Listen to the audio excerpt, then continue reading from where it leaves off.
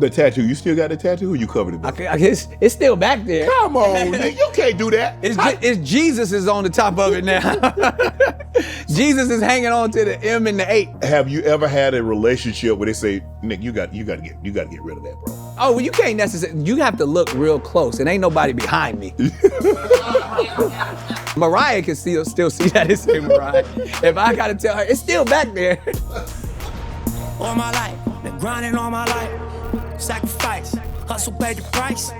Want a slice, got to roll the dice. That's why all my life, I've been grinding all my life. Look, all my life, been grinding all my life. Sacrifice, hustle paid the price. Want a slice, got to roll the dice. That's why all my life, I've been grinding all my life. Hello, welcome to another episode of Club Shay. I am your host, Shannon Sharp. I'm also the proprietor of Club Shay. We would first like to thank Double Barrel and the Whiskey Shop for having us today's episode of Club Shay. If you're in Beverly Hills, come by for a drink in this elegant lounge. Now, on to today's episode. Stopping by for conversation and a drink today, he's a cultural icon, a phenom, and a true pioneer.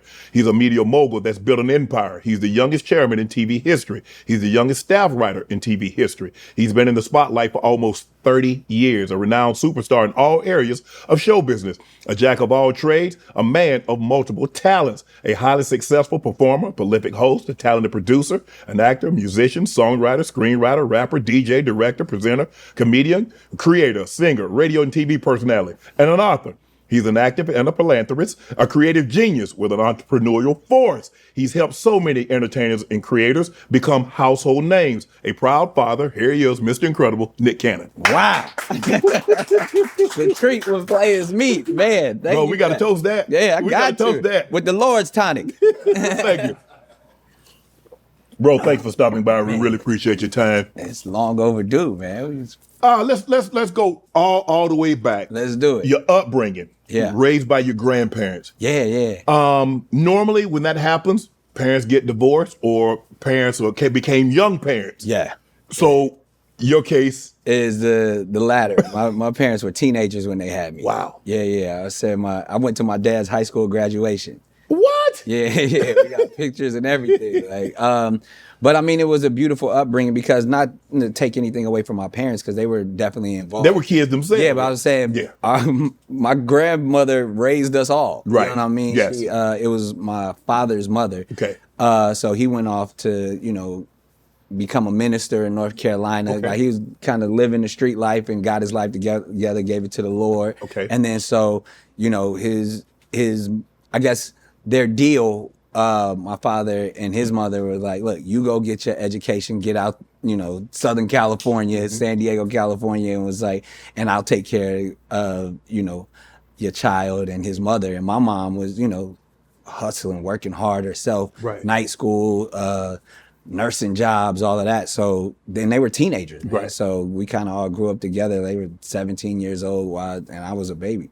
They didn't drop out of school. They graduated, but they had to get the hustle because now they brought a life in and they got to take care of that. Exactly. Even though your grandma was going to handle it. Y'all take care of what y'all need to take care of. And my dad was kind of like, he had his own success story as well, to go from the street life and getting arrested, doing God knows what during that time, and to be able to, give his life to the Lord and then go graduate from college. Right.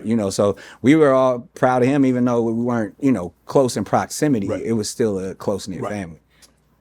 You had a song called Can I Live that's dedicated to your mom. Yeah. When she heard that song for the very first time, what was her reaction? Man, tears. She still can't listen to it. You know what I mean? Like, it's still one of those things. If you watch the music video, it's like that was the only time I could convince her to I was like, Mom, you got to be in this scene with me. It's about you. And just the whole set was just full of tears. Right. I mean, like when you think of that, just the power of a woman, sacrificing so much, especially at such a young age, when everyone around you is telling you shouldn't have this child. Like, you're a kid, what are you doing? Right. And then for her to be me, man, I was like, I'll be forever in debt to my mother. So she did, she wasn't thinking about it, but they tried to convince her because she was so young to terminate the pregnancy. Yeah, especially back then. Yeah. It had to be, child out of wedlock. Black community, boy, they frowned upon that. Yeah, and then even like my dad had just really became a born again Christian and changed his life. And he was like, yo, I can't have a baby. Like everybody in the church looking bad at me. I'm supposed to be a youth leader in the church, and then I'm still outside. So not, it's funny because the story, it varies now. They want to be, nah, that was your mama. But I'm sure at that time where there's a teenage girl who's pregnant, everybody's like, yo, this is not a good idea. Yeah, so I'm, so grateful more than anything to both of my parents, but mainly my mother for saying, I had a voice inside me and I listened to it. And, like in the video, it's dramatic because I had, Tatyana Ali was playing my mom and, I had her just run out of the clinic and open up and just see the light. I don't think it was that dramatic, but my mom says that like that voice spoke to her and she just had to get out of there. And then once, rest is history. So what was your relationship with your mom like? Although she was 17, a teenager at the time, so basically a kid still herself, absolutely, and having a child. So what was your relationship? Because obviously you knew who your mom was, but your paternal grandmother 100% raised you and took you in. So what was that type of relationship? It was a great relationship.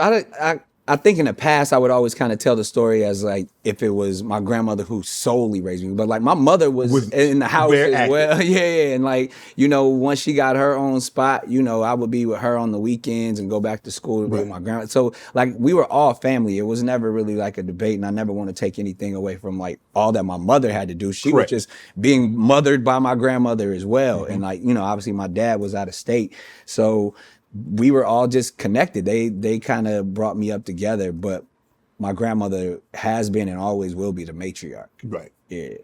Did that have any impact on?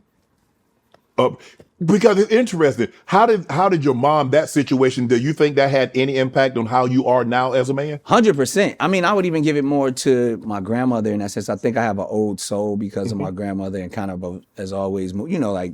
When you got them old school big mama and them, like you just stuck in their ways because you doing that's all you know. That's all you know. You know what I mean? We doing country stuff, living in California, eating canned sardines. And, you know what I mean? Like that's not. So I kind of picked up like her old school ways, but then also understanding that my mother was more like, my sibling, all right? I would say like me and my dad grew up there. That's like my big brother, but I give them all the respect as my parents. Right. But I just was raised by a older ilk of people. Like, do you call your mom and dad, or do you call them by your first name? Because a lot of times, that's that new age stuff. Okay.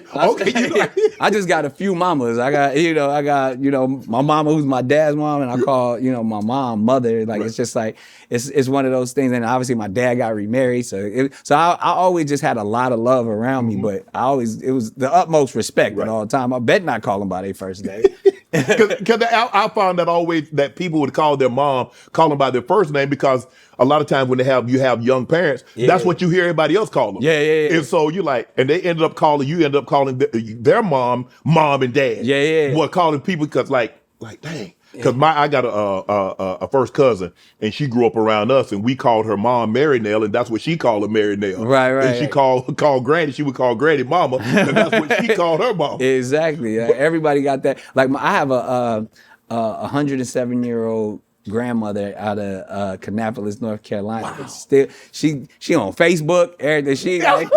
She run the little old spot, but everybody calls her, mom or grandma Green but she's literally my great grandmother. Wow. My kid's great grandmother. So and she's still very active, still gets around. But everybody, and like her son, who is my grandfather, they all call him by his first name, and you know what I mean. Like it's like I bet not. Well, his street name was Lonesome. I literally have it tatted on my neck. But that was one of those things where it's like everybody had 2 or 3 different names because of how the family structure was going. The regular season is wrapped and the NBA playoffs are finally here, and there's no better way to cash in on the high-flying hoops action than PrizePicks, a preferred partner of the NBA. Every basket, every dime, every win means more when you're playing on PrizePicks. So don't pass up the next shot with PrizePicks and get $50 instantly in lineups when you play your first $5. Do it live. 2026 NBA Finals Sweepstake alert. Pick live squares during the NBA playoffs, and you could win a trip for two to the NBA Finals. To enter, you just make a $5 lineup with at least one live player pick during any part of the 2026 NBA playoffs. Live player picks are picks made after a game is already in progress. PrizePicks is simple to play. You know, this playoff season, I'm all in on LA. Always LeBron, more. Get in on the action. PrizePicks is now available in all 50 states, including California, Texas, Florida, and Georgia. Download the PrizePick app today. Use code Shannon to get $50 in lineups after you play your first $5 lineup. That's code Shannon to get $50 in lineups after you play your first $5 lineup. PrizePicks, a preferred partner of the NBA. Your dad became a minister. How was it? Because you hear stories about, man, you know, kids, their parents. PKs. Yeah. Man, pastor's kids, man, you know, there'd be some kind of.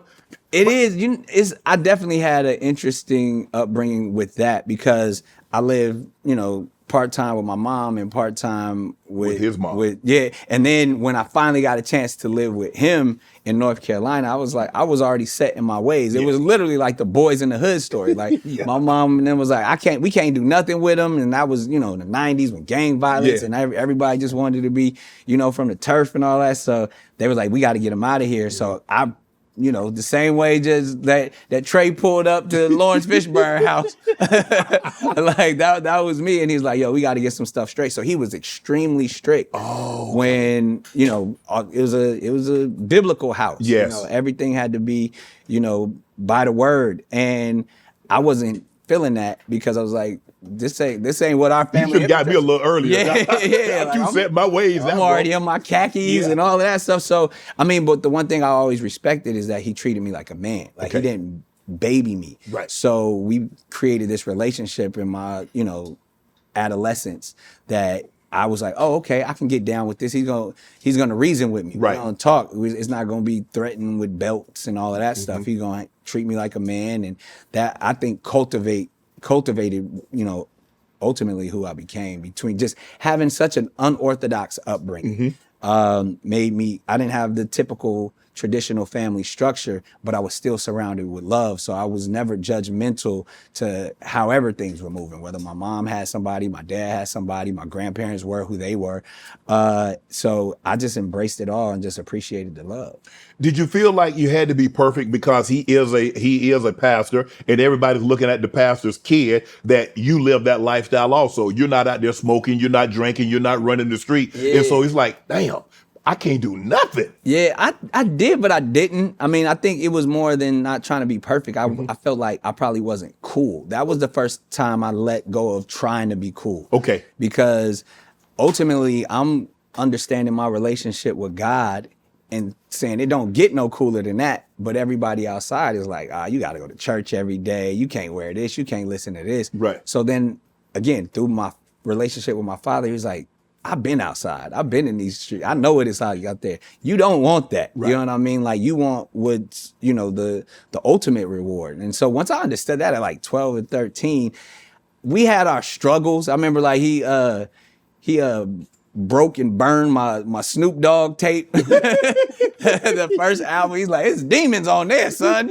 We got to cast these demons out. But and now, you know, we all friends. Like he knows Snoop Dogg personally. Right. So it's funny that, you know, some of that, you know, mentality, I think he was ultimately just trying to protect me. Yes. But he gave me an alternative to be like, look, you can do all of that stuff, but you just can't have the negativity in it. So even though my friends was doing what they was doing, I was still a knucklehead, but I knew I had boundaries. Yes. I had things you know how far to push it. Yeah. So like, and I think that's where the comedy leaned in, where I was like, I knew I could make everybody laugh. I knew, and I was still getting trouble and stuff like that, but I wasn't doing what everybody else was doing. And I feel like I appreciated my dad for saving me from that life, because a lot of the people that were my peers just aren't around anymore. Were there certain things that you could watch on television, you couldn't watch on television, what you could listen to on the radio, what you could and couldn't wear? Yeah, the crazy thing, I couldn't do anything. And it's funny. And you wouldn't let you watch any TV? No, but like we had to watch like Bruce Lee movies. Like that was our only thing. We had VHSs and like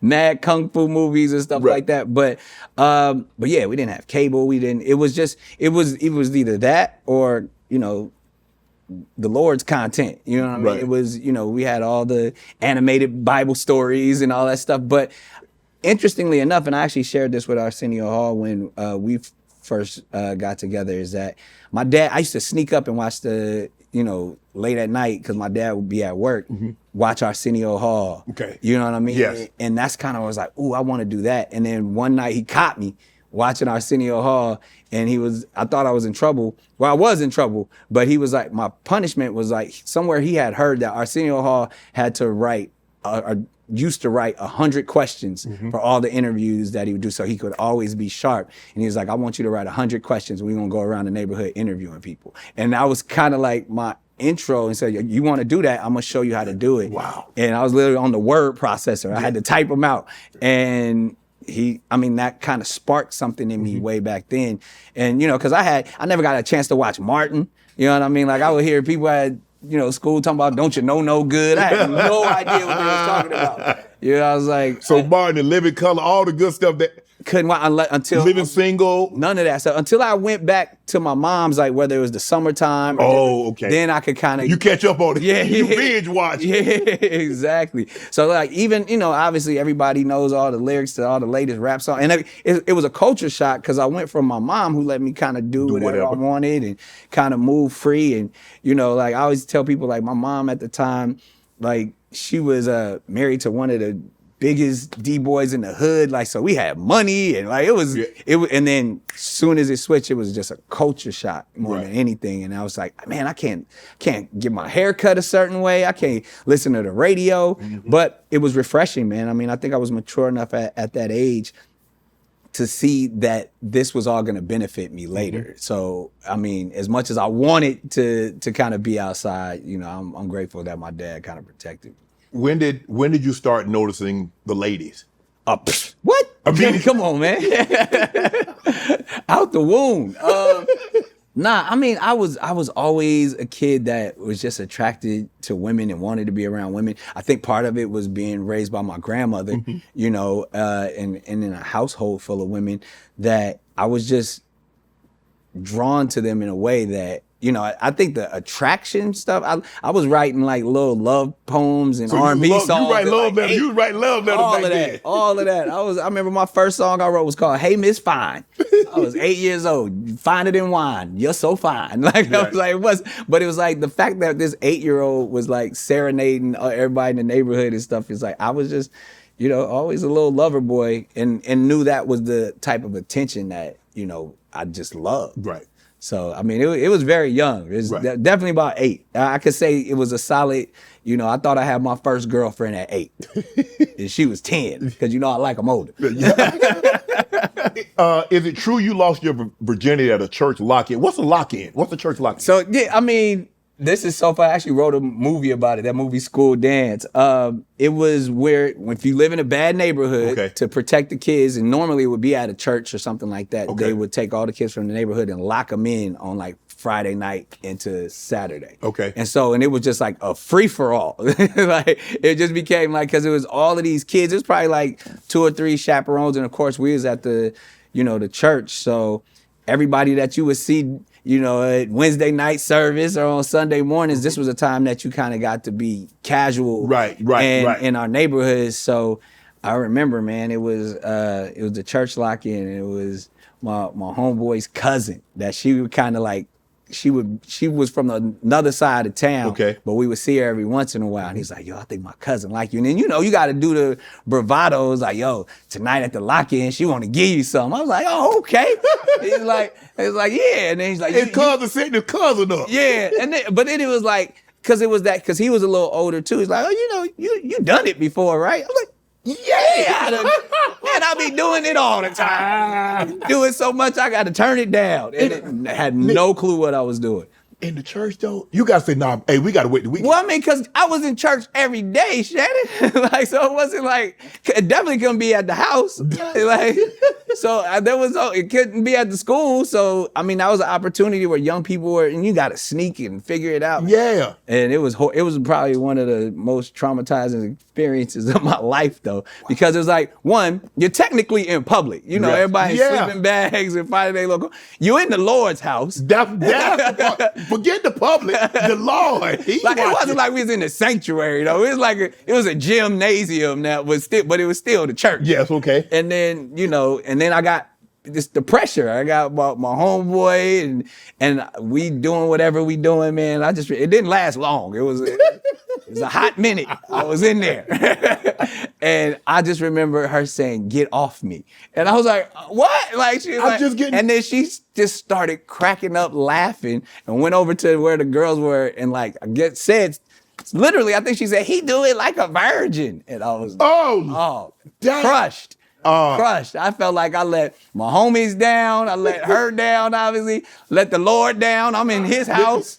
I let everybody down. I guess that's when you said they'll never speak like that. Never happen again. I'll tell you, that is my origin story. That's when the canon was born. I started doing pump push-ups and everything. I was trying to figure it out because I was like, that really hurt. But from that point on, I was like, look, I gotta, if next time, and it was a while, it was some years later, but I was like, I'm gonna make sure that I'm doing everything. Hey, what's up, y'all? It's your favorite Unc here, proud partner of Rose Sparks. You ever had one of them nights where the energy is hitting just right? Maybe you're watching a movie, you're laughing, she scoots in a little closer on the couch, and boom, it's on. Now, in these moments, you can't get caught slipping. You got to be ready to perform like it's the big game. You heard me? And that's where Rose Sparks come in. These bad boys dissolve right under your tongue. No waiting, no water, no worries. And here's the kicker. That dual action formula stays active up to 36 hours. Now, you're not a wreck for 36 hours, but let's get this straight. But when that moment strikes again and again and again, you're ready to perform again and again and again. With Rose Sparks, you get harder, you get more control, and everybody's leaving the room with a smile. See, that's what I call a dub, baby. Ro connects guys with a medical provider 100% online. And if approved, treatment ships directly to the door. If prescribed, new sexual health patients get $15 their first order of Sparks on a recurring plan. Connect with a provider at ro.co/Shay to find out if prescription Rose Sparks are right for you. That's ro.co/Shay for $15 off your first order of Rose Sparks. Rose Sparks is a compounded drug product. Compounded drugs are permitted to be prescribed under federal law, but are not FDA approved and do not undergo FDA safety effectiveness or manufacturing reviews. For full safety info, go to ro.co/safety info. So fellas, stay confident, stay ready, and let's get them sparks flying when the moment is right. Your dad was is that how you kind of got in television? Because your dad was the televangelist? Yeah. Is that kind of when you like, you know what? I think I could do TV, not like him, but be in the television. And I think that was because he never had like his own full-time congregation. Okay. Except for the televangelist show. Okay. So even within that, I was watching my dad live out his dreams, and that's kind of what I was drawn to because he always said like his congregation was bigger than just the pulpit. You know what I mean? Mm-hmm. So I learned through cable access, that was the public access process on cable TV. I was his crew, so I had to learn everything. I had to learn lighting. I had to learn, audio, staging. I was working the cameras a lot of time, and this is early 90s. Wow. So, and like at 11 years old, you have to go through like the training program and process to get certified to be able to do all of this stuff. So I took the classes with my dad. And so once he was the main talent, I was kind of controlling everything. And that's kind of what opened my eyes to being a producer and working behind the scenes. And that's really all I really wanted to do. I love the behind the scenes of entertainment, but then as a reward, he would give me free time on set because we were in a facility, and that's when I would do like little comedy. You work on your own gig. Yeah, I was doing little rap videos and comedy skits, and they would actually air on TV in Charlotte, North Carolina. Wow. So people would be like, "I've seen that kid before," and like I became like the the little entertainment kid around town that would interview celebrities when they came in and perform at the Black Expos and the local talent shows for the Apollo and all that stuff. So that definitely sparked something in me. And when I was trying to be about the streets, my dad shifted it with that energy, and that's kind of who I became, and that was my identity of just wanting to be an entertainer. The televangelists, and they catching a lot of flack now because they're on TV, you know, and they say the Lord said, "Give me $10,000 in the next 5 minutes, and you'll receive a blessing." Or you P.D. Popoff in there. I'm like, oh no. I said, he ain't tell me that. I prayed last night. He ain't mentioned nothing about coming out $10,000. So I'm gonna wait. I'm gonna hold on. And it's kind of always been like this. If you go back and look at the televangelists, they've always been like, you know, asking for money. But I don't know if that's they say it's prosperity. The prosperity ministries. Yeah. So, I mean, did your dad run one of those? I think that's what my dad that's what he battled, because he didn't want to be a part of that. But we were in, you know, he was a lot more of the evangelist or the preacher that they would invite to come to those type of churches. He would leave his message, and then he would go on, because they would see him on TV, and you know that. Yes. And he would, you know, he kind of spark the fire, get everybody excited, and all the different revivals. So he knew it as well, and that's why that's why I kind of fell back from the church, because the church is a business, and it's unfortunate that you got to mix business and spirituality, because if you're legitimately just trying to help people and save souls, but you know, I think ultimately they should just have a general admission price. So like, you know what you gonna pay to get in, and then they ain't asking for nothing else, because you got to keep the lights on, you got to pay for the air conditioning, it is a business. But if you feel like you swindling people with the word, I think that's where people get uncomfortable. So I think again, legitimately, if they did something like it was church and state, where it's like, look, it costs to get in because it costs to run this building. Right. But we're not going to charge you for no blessings. You know what I mean? Because that's what they're selling. But it's always been like that. You remember they used to have the prayer cloth. Yeah. You see? That's what I said. P.D. Popoff in them, and the dude on late night at BET is, and God, that dude, like all of that stuff. And this is where, again, because, you know, I've studied this, grew up in this. There are actual principles within, you know, different, you know, spiritual beliefs and religions, that the tithing purpose of giving 10%, of showing that money is not your God, and what you reap is what you sow, and give on and it'll be given unto you, you know, pressed down, shaken together, runneth over. All of that stuff is real. You know what I mean? But you don't have to give it to an individual or a space. It's just showing the humbleness of that you will never let money be your God. Right. And even like you go back into the, you know, the Old Testament, it was like, it was all about the sacrifice, you know, and that's why they would sacrifice animals, because those animals was their money. That was value. You know what I mean? So like, I'm gonna give you this because I love you more than I love this item. Right. So I understand those principles of like, yo, I'm gonna give 10% of everything that I make. But that doesn't necessarily mean to the church though, right? Because there's another charity 100%. Out there I can give. 100%. But they make it seem like you got to give 10% to this. Well, it's almost like where you're being fed is where you're supposed to feed. But again, it's all in perception too, you know, from my opinion, because you know, that's why one of the reasons I could never be a minister, because I like fly shit too much. You know what I mean? Like, because that's where if the pastor got on a better suit than you do, he driving a... It seems like they like fly stuff too. Yeah, but that's what I'm saying. Like, that in itself is... They got private jets and Bentleys and Rolls Royces. They living better than... Yeah, so that's where it gets a little murky, just for me personally. And you know what I mean? As a PK, I kind of grew up with, you know, some church trauma, as they call it. So I despise being in that place so much. So every time I would see such and such talking to such and such wife, or, you know, I was like, see, y'all just as bad as everybody else. You know what I mean? Because they're putting up a presentation that, you know, isn't I'm this honest way, but actuality. Yeah. So where, you know, I got to that space where it's like, yo, if we can just function and, you know, we all got trauma, we all trying to figure it out. And if we could handle each other with love and care, that's to me what church should be about. But then when it becomes, there's a status, you know, like hierarchy within the church, I just couldn't rock with it. And then they asking to see your W-2 and all kind of stuff. Come on now, you're doing too much. It's a lot. That ain't. I don't know. I don't think that was. That ain't what they meant. They asking for W-2s in the church now, man. I mean, hey, gotta closing the door to my, hey, we locked the door. How God go get in? When I saw that and when I see other things like that, it's like there's a infrastructure within the church that church folk understand. And like I said, it all is rooted in like, yo, we got to keep our house together. Yes. So we got to feed into the house. But then when you start to mix that element into like, well, you're not going to be blessed if you don't. Yes.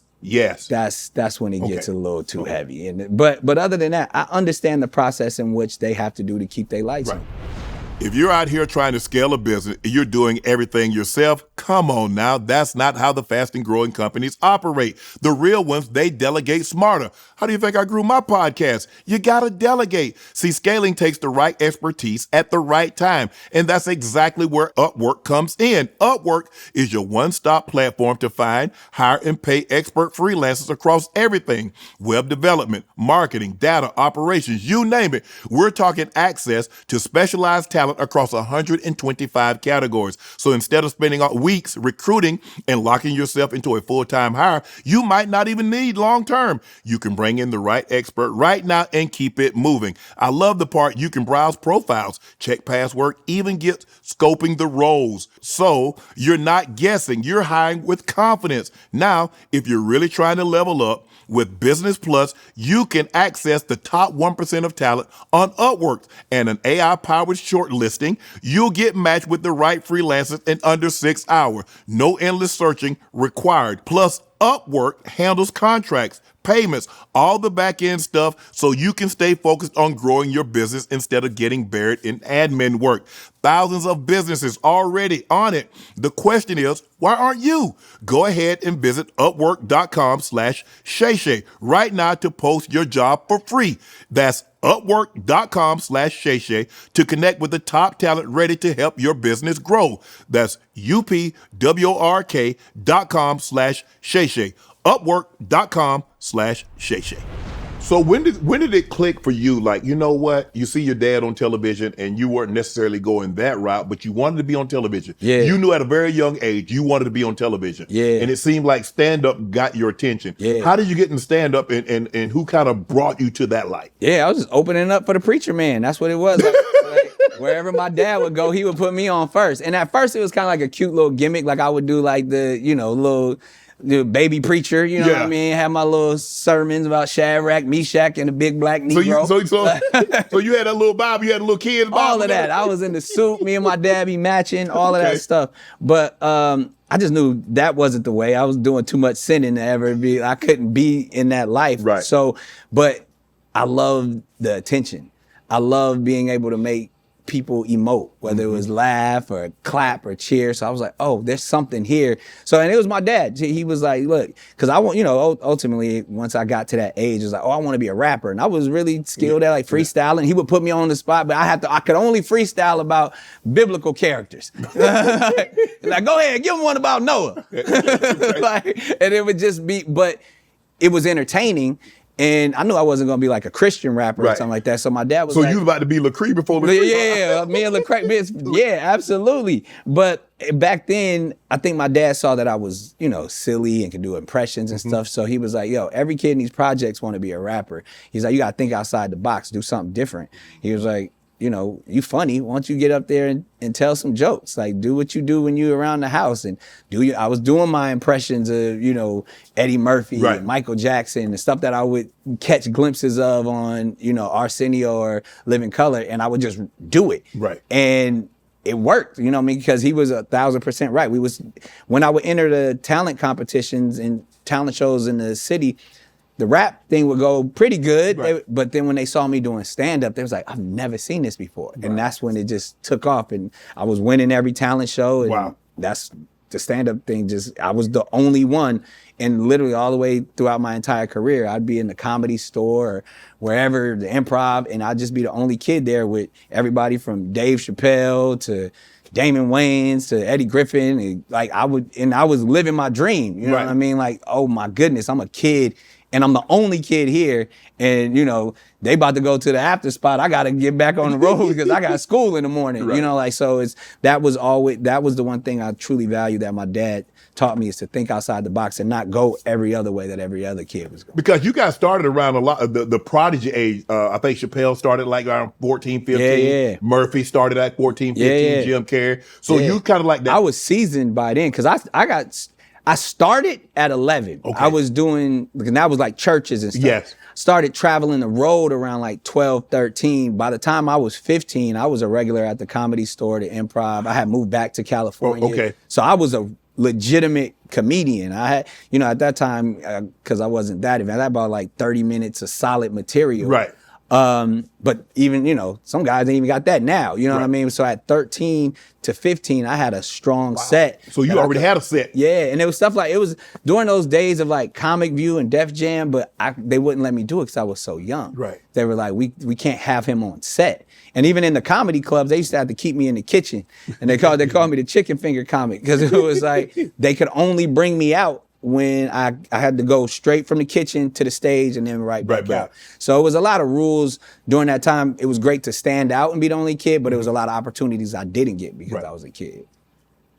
Coming up, who are like some of the top comedians, the top 5 comedians that you met and say, you know what, I could, you know, I kind of like their style, but I'm on my own style, but I kind of like the way he work a crowd, or I like the way he tells a story, or I like the way he does X, Y, and Z. I mean, we was all trying to imitate, you know, Eddie and Pryor. Yeah. You know what I mean? Yeah. And I obviously got to meet them later on in life. But the people that were my peers that were around me that I really admired, I mean, Chappelle was definitely one of those guys. And just, I think he and I even kind of connected when I was young, because he remembered being a young kid in the comedy club. So he always had like, he'd be outside the Improv smoking a cigarette or whatever and be like, man, let me tell you. Like, and I'd just soak up the game at like 15. And then the other person probably would be Jamie Foxx, who kind of did the same thing for me as well. So much so, man, like he would look out for me because he knew I was from out of town. So I'd be sleeping in my car and stuff. You're like, man, if you don't pull up to the crib, he had a younger sister that I had a crush on. And like, so she would low key be like my babysitter while they be out, you know, doing grown folk, you know, partying at the club and all of that.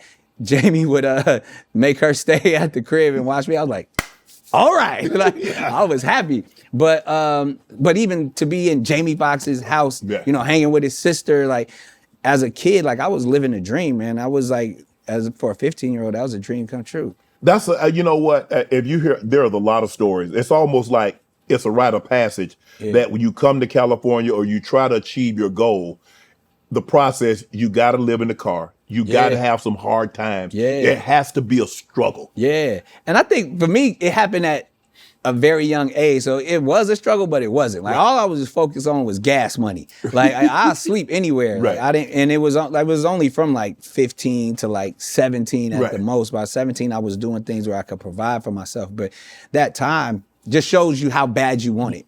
You know, and like my mom did not approve of it. She made me get a job at Wiener Schnitzel back in San Diego. She's like, you gonna have some kind of job. So I had to finish school. I finished school early, graduated when I was 16, still keep a job to help contribute with my mom. And then I could drive 3 hours to LA to kind of stand in line to see if I'm gonna get on stage. Wow. Yeah. You met, so how did you meet Jamie? So you just at a comedy club one night? Comedy club vibes, yeah. Like, I mean, obviously he's Jamie Foxx. Yeah. Like, the Jamie Foxx show is on, like, you know, and Jamie's probably one of the coolest, most humble, most entertaining individuals. Like he the dude that walk in the room and just, hey, everybody, and like he's just drawn to him. So he saw a kid in a comedy club, like, nigga, what you doing here? And then like from that energy, he just said, I'm gonna look out for you. You know what I mean? And I was the only kid at his house, the only kid in the comedy club. So I kind of stood out. And so it was all like, yo, let's protect Nick. Let's make sure he all right. And, you know, from there, he gave me so many opportunities. One, you know, his comedy festival, he used to have back in the day called Laugh-A-Palooza. He used to do it in Atlanta. That's really where I got one of my first big deals, my chance to get on stage. And so it was always OGs like that were just looking out for me because they was just good people. So is that what led to the Nickelodeon, where you finally got your break to get on like real television? Yeah, I mean, it all happened at the same time, really. Like it was around anywhere between like 15 and 17. Okay. I remember, and it's funny because my manager's still here to this day. 30 Still same manager. Same one, and my only one. Wow. But he also at the time, managed Kenan Thompson, which he still does, and that's who I was looking up to. He was the only other young person in the club, so and he was a star. Right. You know what I mean? Like he had a nice little white Lexus, and I was like, yo, I want to do what you doing. How do I get on? And he was humble and gracious enough to be like, man, just keep doing your thing. I see him all the time. And one time he brought his manager to the Improv one night, and I don't know who they were coming to see. But I got on stage and Monday night, it was like the rawest night, just Black Night, Mo Better Mondays. And I got up there and started telling my jokes and rocked the crowd. And, after that, he introduced himself, or Kenan made sure that we all connected. Wow. And from there, because they produce shows for Nickelodeon, obviously Kenan and Kel, all that, they brought me aboard, but not necessarily as talent just yet, because it don't work like that. Right. So I was so inspired by what was going on. I was like, yo, I just want a job in here. And I became the audience warm-up. Yes. And so I was the kid that was entertaining the audience while they were moving the cameras and stuff around, and really on my feet for like 4 to 5 hours. Yes. Just cracking jokes, rapping, singing, dancing with everybody. And then at times, like, I remember I'd be doing my thing and be like, all right, time to go back to shooting. And the audience be like, oh, you know what I mean? Like, they were like, I'm just getting started. Yeah, they were more entertained by me than what they came to see. So I think the producers and my manager, everybody kind of noticed that. And they were like, yo, this kid is talented. We're going to keep cultivating him. And by that time, I started writing. And Kenan had started, he just, because he saw me sleeping in my car, he was like, man, I got an extra room, in my apartment. And so he literally became my big brother and looked out for me. And so in the late nights, we'd be writing jokes and scripts and stuff. And I was like, yo, this is your show. Let's write some episodes. And he gave me that opportunity too. So the first television show or episode that I was able to write was an episode of Kenan and Kel. Wow. Yeah. Y'all know I'm a man who appreciates the finer things in life, a good pour, tailored fit, and underwear that won't play games with my comfort. That's why I rock Tommy John underwear. We're talking luxury butter soft fabric, up to 4 times more stretch than competing brands. It supports you, shapes you, keeps everything where it needs to be. See, I can't be shifting my focus when talking to guests. That's why I love Tommy John. They have stay put waistbands, that means no rolling or bouncing, and quick draw fly. Listen, that's true innovation. It's a game changer when it's time to go. Fast, easy, no fumbling. And Tommy John only uses premium fabrics like Lenzing Modal, the global gold standard of breathable fibers. With over 30 million pairs sold, there are thousands of guys out there more comfortable than you right now. I'm one of them. Tommy John is the underwear for me because Tommy John is comfort perfected. Go to TommyJohn.com today and save 25% off your first order with code Shay. That's SHAY. Don't short me now. You got to say it twice. Head to TommyJohn.com and take 40% off with code Shay. Yeah, you heard that right. One of the biggest sales we've ever had. Don't play around and miss it. It seems like everything is happening so fast. And from the outside looking in, people are like, well, look how fast you like, boom, boom, boom, boom. But in real time, it's moving slow as hell. Nah, when you think about it, like first time I was on stage and had those dreams was 11 and 12. Right. And I really didn't get on till 16. So life happening and moving back and forth from North Carolina to California, like all of that was going on. Right.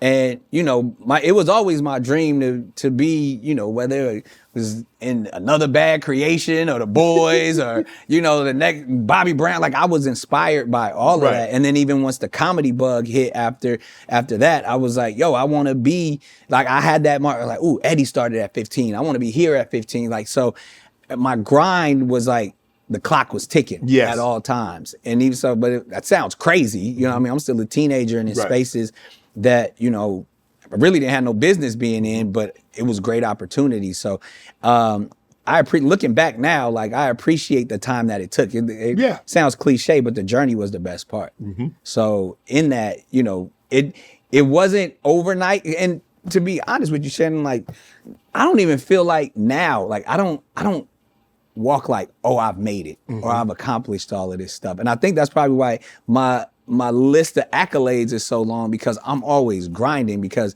I've never had that opportunity like, finally, Right. I'm here, I made it, or I'm a star. Like it was always like, nah, it's one job to the next, one hustle to the next. And Because so you don't have I a still feel like it's going, I still don't feel like I made it. Because you don't have a destination. You're still on this journey. Exactly. Exactly. And so when you're on a journey, you don't realize how far you've gone or how fast you're going. You just know I'm going in the right direction. Absolutely. And then one day you'll sit back and when I was reading off all your accolades, you like, damn, Yeah. I did that. It's a lot of shit. Did that. But still, I can see there's still a passion, there's a burning desire inside of you because you feel that there's still so much for you to accomplish. And I think on so many different levels, like if I'm being real and living in the moment, like I'm a kid that just from the project. So that aspect, I remember that was my goal, just that everybody in the hood knew my name. Right. So that I accomplished that pretty early, but I never really had a destination or a dream of where I wanted to go. Right. So yeah, I'm trying to figure out what that next thing is. And as they say, you got to keep cooking while the pot is hot. Right. You know, and in that, it was, I don't know, I enjoy the journey so much. I enjoy that, you know, You got to. I get to wake up and be creative, that I'm blessed enough that I could provide for my family from what's in, you know what I mean? Like I don't have to go out and like, to me, like, oh man, you always working, you grinding. Like, nah, my grandfather was grinding when he was building on the shipyard. You know, my pops and then when they was on the block, you know, risking their life, like that's a different grind. Like to me, I just get to be creative and try to share a light. Like I'm gonna do that. I pay to do that. Right. Yeah. What is it about, and we've had these stories, a lot of kids that become successful early and then all of a sudden struggle later in life, and you didn't seem to have that problem. And what can, I don't know if it's a parent thing, I don't know if it's the industry thing, can do to better protect these young men and women? It definitely starts with the parenting. But I believe what happens is probably what happens to all teens and adolescents is when you try to find yourself and you're seeking identity and you act out and go against what people think you're supposed to be. So when you have the whole world thinking you're this kid on this TV show and you're so precocious and and you never been through nothing, you want to show the world I have been through something. It's that same mentality as like a PK when like, oh, if you the preacher's kid, you got to be good. It's like, nah, I'm gonna do double bad shit just to show you I'm rocking with y'all. So it's that same mentality where like, oh, people even say that to me, oh man, you was born with a silver spoon in your mouth. What you know about that? And it's like, oh, I'll show you what I know about it. And so that's a lot of times when we see some of these young kids act out and dealing with substance abuse because they're trying to find themselves and get away from what they've been portraying for so long. And that's, I think the way I dealt with it, it was the healthiest way I could deal with it because I could have went a bunch of different ways. Like I never touched drugs, never was trying to be something that I wasn't. But my love for women, like I was like, oh, okay, you think I'm corny? Well, I'm gonna show you corny. bring your girl around me.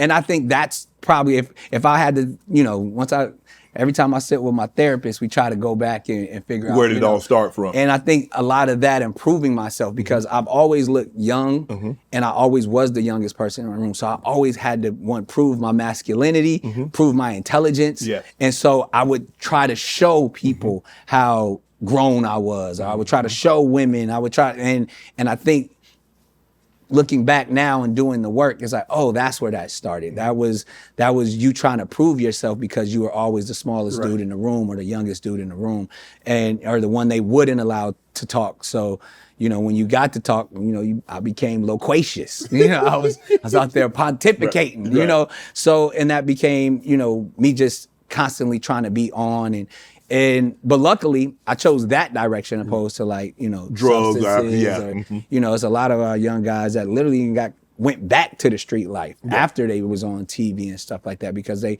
were seeking identity.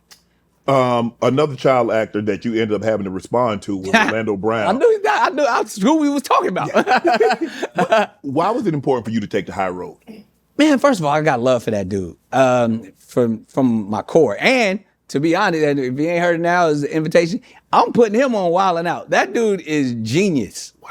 Genius level. Now, when you're dealing with genius, you also, there's a balance, you know, when we're dealing with our mental health. And you want to have, artists need a great support system. Yes. And when you come up as a kid and you're an artist and you got genius in you, then people don't handle you with the delicate energy that you may need. Okay. So you can go off and veer, and like now you're just seeking attention, and you'll say whatever, just to get attention, and then especially somebody giving you a couple $1,000s to say it, and I'm gonna say some more shit like that, right. like every single time. So I see him, I see a wounded genius, you know what I mean? And like, if you just clean it, and I've done this before with people that I met, it's like, ooh, you just clean this kid up a little bit. Yeah, and also you see him seeking. You see him constantly going back to the church. You see him trying to be a good father. You see, like, the dude is a brilliant dude, but he also knows how to play this internet game. Yes. And if he say somebody name here, or he do this, and then when he see you, like, what's up, man? You know what I mean? Right. Like, but so I could never get mad at somebody like that. Now, who I got mad at was, and I got mad at the system. You know what I mean? That a headline like that could go viral. Cause I mean, I think and it was hilarious. Like, he was like in a Target or a Kmart or something, and he's on the phone, he's like, Nick hit it? Yeah, Nick be sucking dick. Oh, Lord. And he just, y'all don't know if I could have took how to that with Nick. It was hilarious. But the unfortunate thing is because there is such a seriousness in this industry and in the world with things like adults and people in power taking advantage of young kids. That is correct. So we want to believe everything that he says. Yes. Whether he's joking, whether he's doing it for the clicks, you want to respect anybody that says something like that. But then after the 80th time and he talking about Bow Wow got bombed, all that, so I was like, all right, he wilding a little bit. Yeah. But there's some truth into the world in which he's talking about. Right. So when he's talking about adults taking advantage of children for opportunities, look at the world that we're living in now, to where it's going all over the place, to where you don't know what to believe. Correct. So you got to give him the respect as a young man who, since he was 5, 6 years old, on sets, carrying himself. But then you also see what he's doing and see how he maneuvers. And I feel like at the core, it's just mental health. And I think the media has a responsibility to handle people with mental health or mental health issues. Right.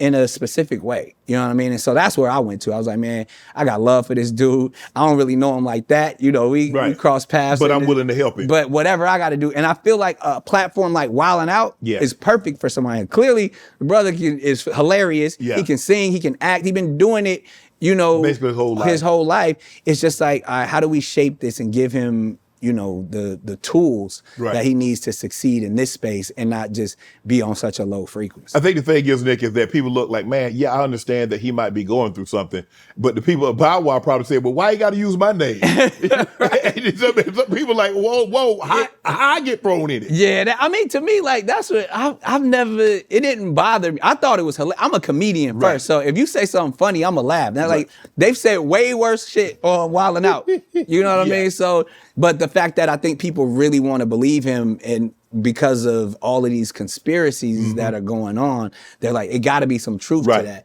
But I think there's levels to it. I think, you know, he has some great wisdom. He's been through some real shit in life, and he's being entertaining with it. Right. So then you're like, all right, well, what is true and what is entertainment? Yes. But for me, when I know my truth, I ain't got no problem with you saying whatever it is, because it's not affecting my life none. Right. You know what I mean? So if anything, As a matter of fact, I'm about to have another kid since you said that. Go ahead on. Do what you do. I ain't gonna stop you. You end up meeting Will Smith. How did you meet Will? That was that same vibe. So in where I was talking about the Laugh-A-Palooza festival, that was Jamie's festival in Atlanta. Had a great set. Okay. Some people from his company, Overbrook, were there and present, and they were like, yo, you got to meet Will. Like, you, and I was like, shoot. It was like, when we get back to LA, I think they filmed the set too, and I think they showed it to Will. And I remember going in there, taking a general meeting with his executives, and he just walked in the room. And he was like, yo, you're hilarious. And then I was like, yo. And I was like, I've always looked up to you. My first cassette was he's the DJ, I'm the rapper, like kind of just fanning out. And then I took advantage of the opportunity. I was like, man, Fresh Prince was my favorite show, so much so I wrote a show just like it. And then boom, pulled out a script. You came prepared. It was the loose cannon. It was pretty much me in a military school. And I had wrote it all out. And it was very kind of similar to like a Fresh Prince vibe. And they bought it right there on the spot. And I just remember, like, he gave me a TV deal.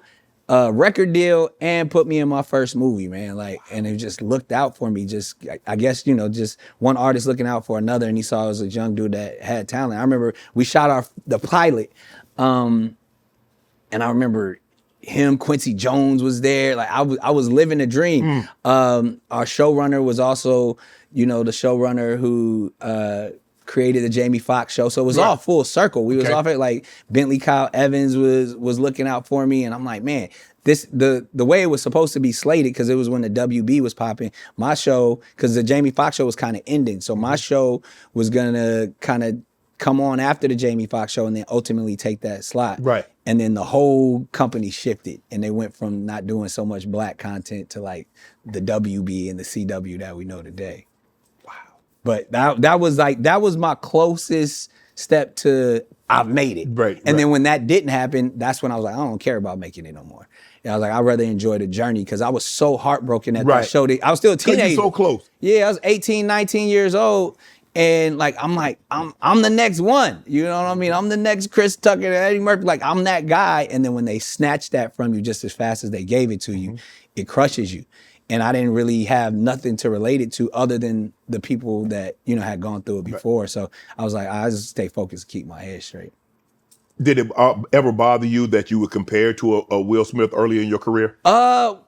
Ignorantly. Yeah, you know what I mean? Like, because I wanted to be your own person. Like, I think I even, like, I was like, I don't want to be the next Will Smith. I want to be the first Nick Cannon. Like, that, I would constantly say that as a young man. But it was an honor to have that, like, superstar energy as your mentor. Correct. You know, so I was around, you know, all during the heyday of like the Men in Blacks and the like just the biggest movie when he was Independence Day, Big Willie weekend was like 4th of July. He was the biggest star in the world. And he kind of just took me along for the ride and allowed me to see, you know, he's selling 10 million records and 100 million box office. I had never seen anything like it. So I was like, if there's somebody to say, to emulate, that's who you want to emulate. He's still the first rapper. He's the first rapper to win a Grammy. Yeah. People don't know that. Yeah. I mean, and then boycotted it because they disrespected hip hop in general. Like, I mean, super solid, always been solid. I had nothing but great words to say about that man. Let me know what you think about this. I think and I thought people really, really loved Will Smith until the incident happened with Chris Rock. And then that was really the first time that a lot of people had a lot of negative things to say about him. Yeah. And then his wife doesn't make it a whole lot better. So I don't know if it's him or if it's her. I think we still love him. I think that's the beauty of our community. Okay. We gonna let you fall on your face. We might laugh at you when you're on the ground, but we're gonna pick you back up and let you come home. And then that comeback story is even more amazing. Right. I think the things that people may so-called dislike about Will would be what we all dislike about this industry. Okay. I think, you know, a lot of it is self-serving. A lot of it, you can get so big that you get disconnected. And one thing about Will, he always kept the same individuals around him. So he kept them solid, whether it's from Charlie Mack, Omar, like all of these guys that would just... That grew up with him. Yeah, straight from Philly. Like, that's how you can always see how solid somebody is, if they got people rocking with them from the beginning. If they still with them. Right. And so I think the things, and I've dealt with it too, where sometimes whether it's friends, family members, if they ain't heard from you in a while, ain't seen you, oh, he went Hollywood. Oh, that's some Hollywood stuff. And then you got this term Hollywood that has been demonized as well. So when someone gets larger than life, then the person that used to be your partner gets disconnected, and now they got negative things to say. And they all in your business, they all in your life like that. But if anything, at the core, because we all go through stuff, but I think the world knows, and anybody who's ever seen any of his content knows that Will Smith is a beautiful spirit, man. Right. Like, so he's brought more joy to the world than he has negativity. Jada's back in the news. I was like, is that new content? Or is she still talking about it? I was like, every time I see that scroll across my feed, it's like, is she still talking about it? Well, now she's saying when the internet, Did she got a new book out or something? Like, I was thinking the same thing because that's normally when people get start talking again. Yeah, because I read her first book. It was intense. Because she was like, well, Will and I weren't together when he did what he did to Chris Rock, and we don't sleep together, and he couldn't make me happy, and that's what I did.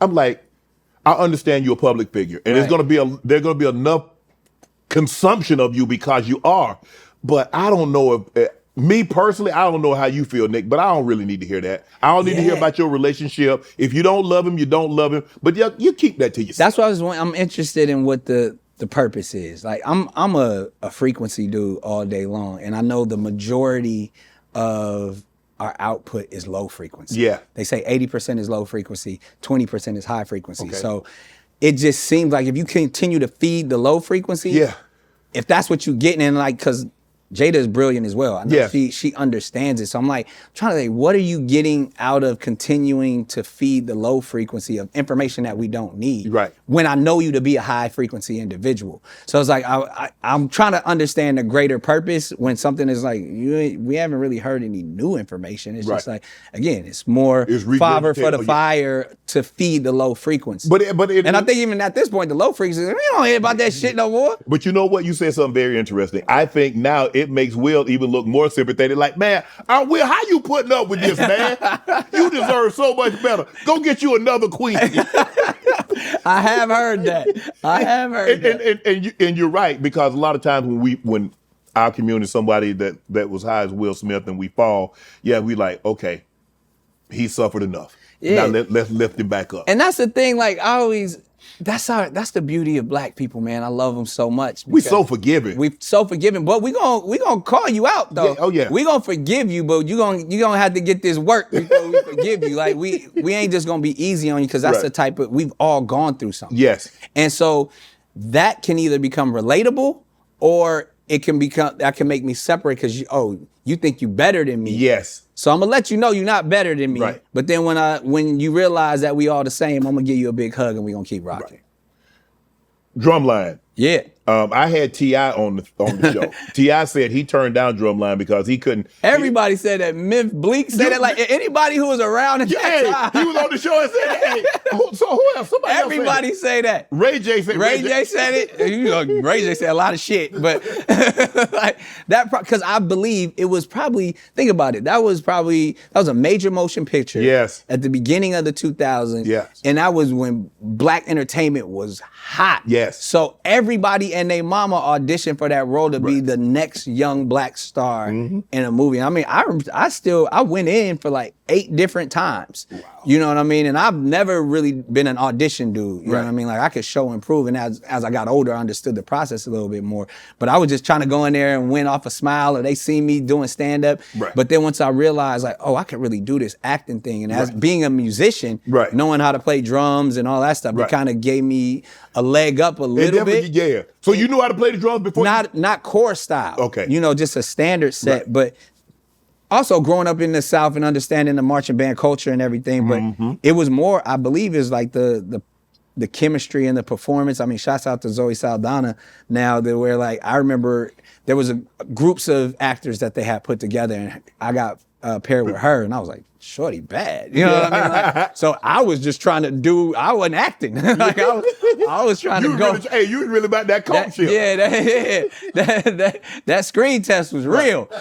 But so in that process, I think that's, that kind of helped both of us get the role, because we were really, really comfortable, getting to know each other, for those few hours before we went in. Because that's what they do on a screen test. They make deals with everybody before. They have like 3 groups that they're thinking about getting. And I think that's how they can make the best deal. Because like, if they do it afterwards, then you can negotiate because they said you the one. Right. But if it's like, well, we don't know if you the one, you're like, well, shit, give me $5 and a chicken sandwich. And I'll take it. Yeah, but the fact is, it was the day before, and I remember I was on a a music video. Ironically enough, I was on a remake of Parents Just Don't Understand for Nickelodeon. Right. And my manager, Goldman, was like, we getting out of this shit. We about to go. Like he snatched me literally from the set to go meet with Charles Stone, the director, to make sure, the screen test was going to operate the way it was supposed to operate. So I was already kind of on edge because this is probably one of the biggest opportunities of my life. And then to know that there are other actors doing it. And I remember like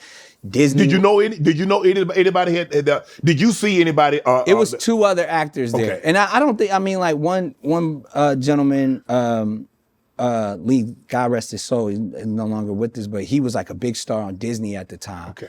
And it was him, and it was like another new face individual that they were kind of thinking about. And I remember Disney had even put in a call to, Foxx at the time was the studio.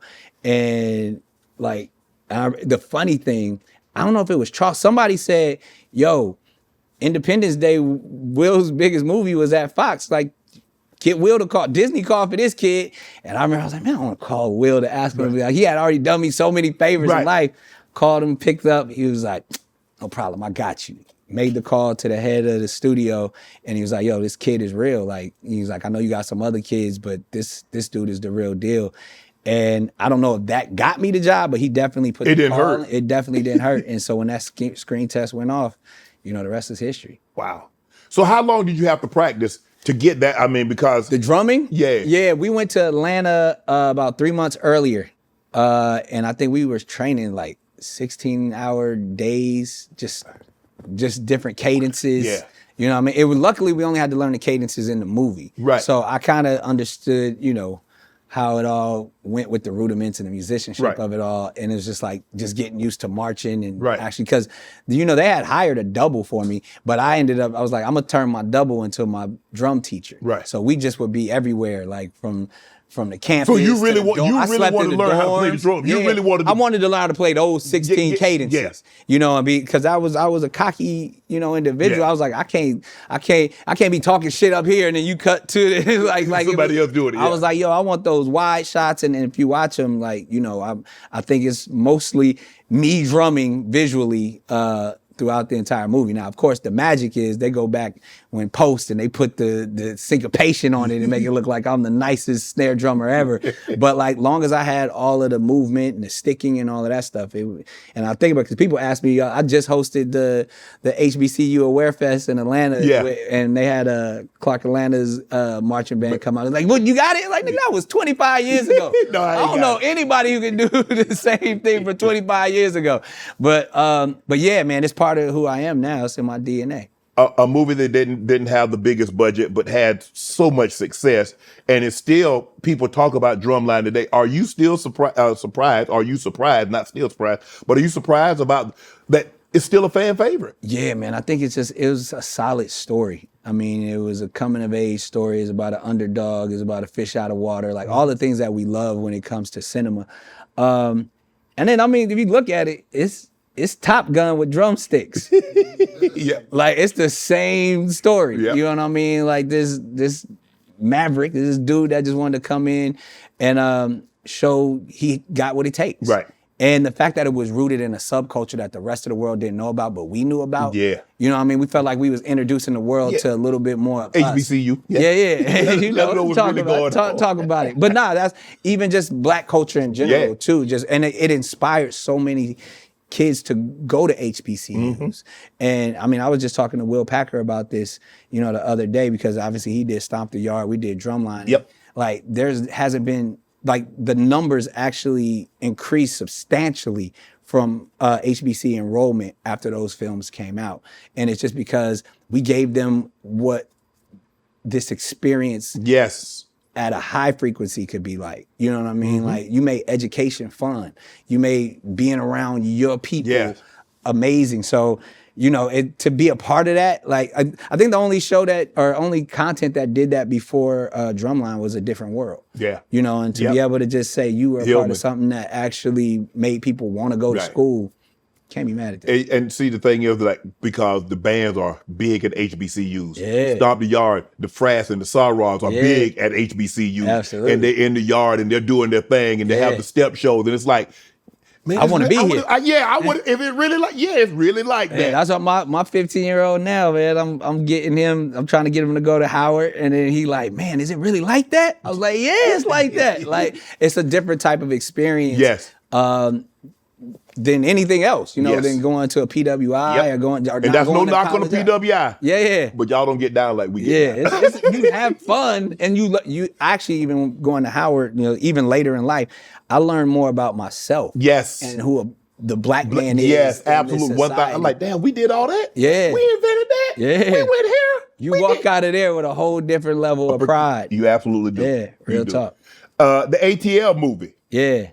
You returned the favor to T.I. You turned that down to T.I. Well, because interestingly enough, what people don't know, both Drumline and ATL were produced by Dallas Austin, and they're both about his life. Wow. So yeah, and it gets deep. I mean, I'm sure maybe you get him on the couch. Yeah. He'll get to talk about like how Drumline was really dedicated to his older brother that had passed away. Yeah, okay. And in that sense, where like he was just nice with the sticks, and Dallas was the same way, and he was living in his older brother's shadow, and he didn't know how to read music. Like one of the greatest producers of all time, still didn't know how to read music like that at his origin. And then it was just so dope that he was able to put on for Atlanta in two different ways. So Drumline was his marching band high school experience going into college.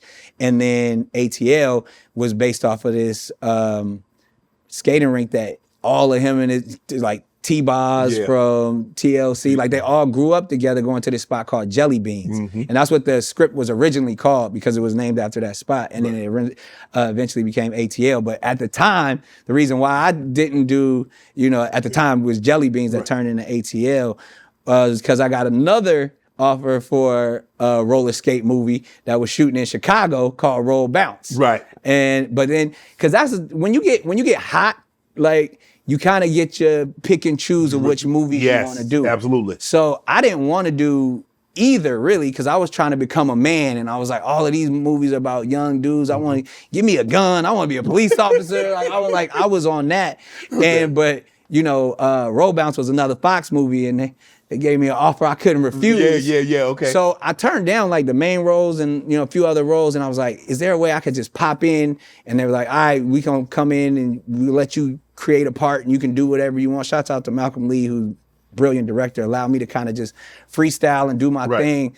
But they still put my face on the box like I was the star of the movie. It was really Bow Wow. It was like me and Bow Wow and I think Megan Good at the time. But it was like they were just feeding off of that. So I was like, I turned down the other movie because I knew I didn't have to work as much and I probably got a bigger paycheck doing this over here. So it's a little inside Hollywood type of stuff, but that's why I wish, granted, T.I. killed it. That role was for him. It was about, ATL and all of that, but just, what Dallas and I had set out to do, he was like, yo, we're going to do Drumline first, and we're going to do Jelly Beans next. And but it happened the way it was supposed to happen. Right. You mentioned like when you get hot, then you have opportunities. Is there some roles that you probably turned down? Because it's hot like ATL, but you had Roll Bounce. Yeah. So, no harm, no foul. But there's some other roles like, damn, man, I missed a golden opportunity. There's a bunch of, there's Oscar award winning film that I turned down at the time because I was like, man, it got too much cussing in it. And I didn't even, like at the time it was an independent film. It was the film Crash. And man, that was, oh my God. That's with Terrence Howard. Terrence Howard is in it, Lorenz Tate and Luda. Yes. I don't remember which role between Luda and Lorenz. That was unbelievable. Phenomenal movie, and I had to watch the Oscars from the house. Was Sandra Bullock in that too, I think? Yeah, was it Sandra Bullock? Yeah. It was a star-studded cast. Man, it was one of those unbelievable. movies where it's telling the same story at a different time. Yes. Yeah, but that was just one of them. But we'd be here all night talking about all the movie roles I turned down or things that was almost supposed to be. And then that's where, again, you got to enjoy the journey. Right. You know what I mean? Because it was for me, it's for me. And even like to this day, as much as I do and the success and all that stuff, to my core, man, I love nothing more than being a character and acting. And every time, no matter how big the role, how small the role, I'm going to dive into that because that's the thespian in me that just like, I love to act. Biops, you were supposed to play Richard Pryor. I also had Mike Epps, and Mike Epps said he's like, man, I'm this close to doing that role. And as a matter of fact, you see him dressed, he kind of looks like Richard Pryor, and he can talk like it was me, Mike, and Marlon.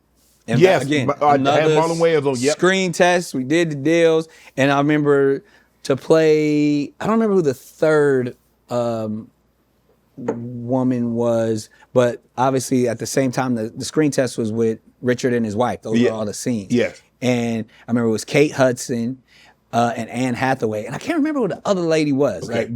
And we just all had to switch off on different times and different chemistry, and it was funny, because Lee Daniels was the director, so we all doing our scenes, and it was just a great opportunity to be in the same building, acting with phenomenal talent. Right. And I remember because Lee Daniels is a close friend, and I was like, Lee, I was like, what happened? And he was like, look, Nick, you're a phenomenal actor, but you ain't never smoked crack. You're goddamn right. Well, not to say any of the other ones have, but I'm just saying, I was probably, my youthful exuberance that didn't get me all the way to where I was supposed to, because I remember killing those scenes. Do you think they're gonna make the movie? That's a heavy one, man. There's so much involved. At the time I had talked, with his daughter, his wife at the time, it's a heavy story, man. Yeah. And I if they do make it, I hope they do it justice. I remember early on that, Eddie was going to do it. You know what I mean? And I was like, oh, that would have been amazing. Yes.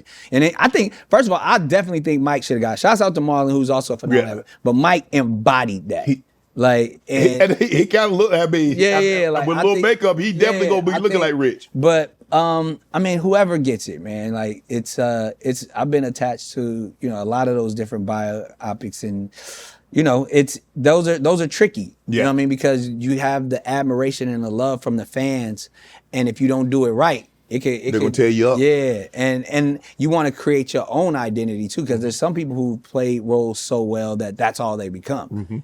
So again, I'll step up to the opportunity if it makes sense and if it's aligned correctly. But I just love a great role and a great character, and that would have definitely been one of them. You were also in Love Don't Cost a Thing with Christina Milian and Steve Harvey. How was that experience? Super fun. Again, that was one of those things where I was always focused on my pen, and I was like, the only way I'll do this movie is I get to do my draft and do things. So a lot of that. So I named the movie Love Don't Cost a Thing, because I was at the time when Jennifer Lopez had that hit song, and it was based off of a movie from the 80s called Can't Buy Me Love, which is also a Beatles song. So I was like, yo, we got to find a hot song today that kind of says the same thing. Right. So stuff like that, I was real intricate in kind of moving it around. And I had no idea it was going to be, this cult classic fan favorite to this, generation or the generation previous.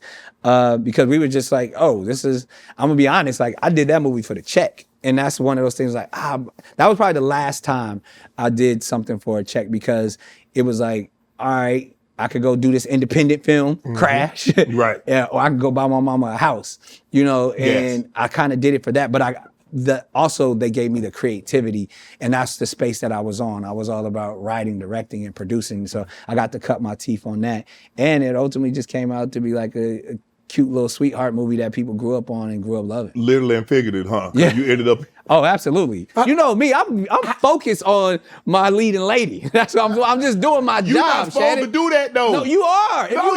If you are a good actor, ask Sean Penn. You supposed to dive into the character. You supposed to fall in love on camera and off too.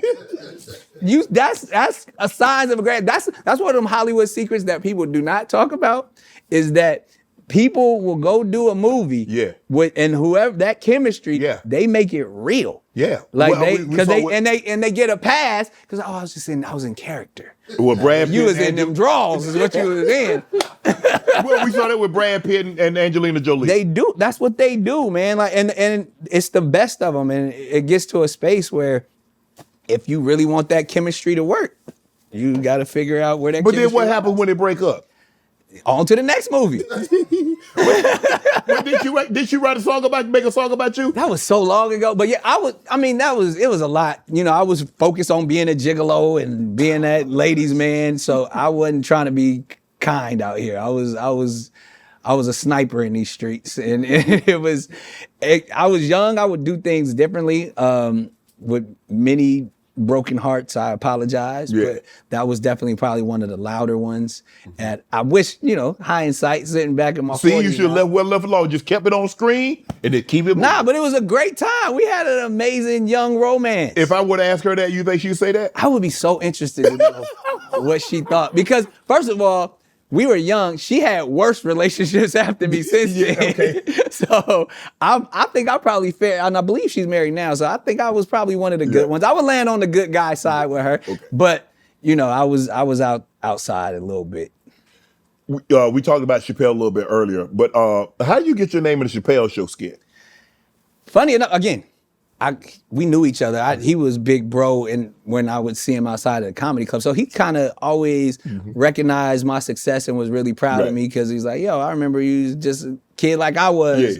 Yeah. But randomly, we got a call one day, respectfully, you know what I mean? Because every Chappelle show was hot, so he was filming the second season, and he was like, "Yo, I'm gonna do this skit about you stealing all my movie roles," and I was like, "Huh?" And he's like, and my son's gonna be your biggest fan. And I was like, at the end of the skit, I'm gonna say, Nick Cannon. And I was like, that sounds hilarious. And then it kind of became an ongoing skit. I think we did it like 2 or 3 times that season. Ultimately, I think on the season finale. And I mean, art imitating life, or the other way around, because that episode was about him saying, I'm leaving the industry and all that stuff. And then he's walking down the street and I'm walking with his son. And he's like, it's my new dad now. And but that actually happened during a time where he was thinking about actually leaving the show. And it's funny because he allowed me to go on the road and open up for him. So I was out there with him for, a couple of months where I saw him, he was wrestling with the idea. Yeah, man. And it inspired me to see how he stood 10 toes down for who he was and wasn't gonna, because it was people that was close to him that he was like, yo, wait, are y'all laughing with me or are you laughing at me? Type of vibe.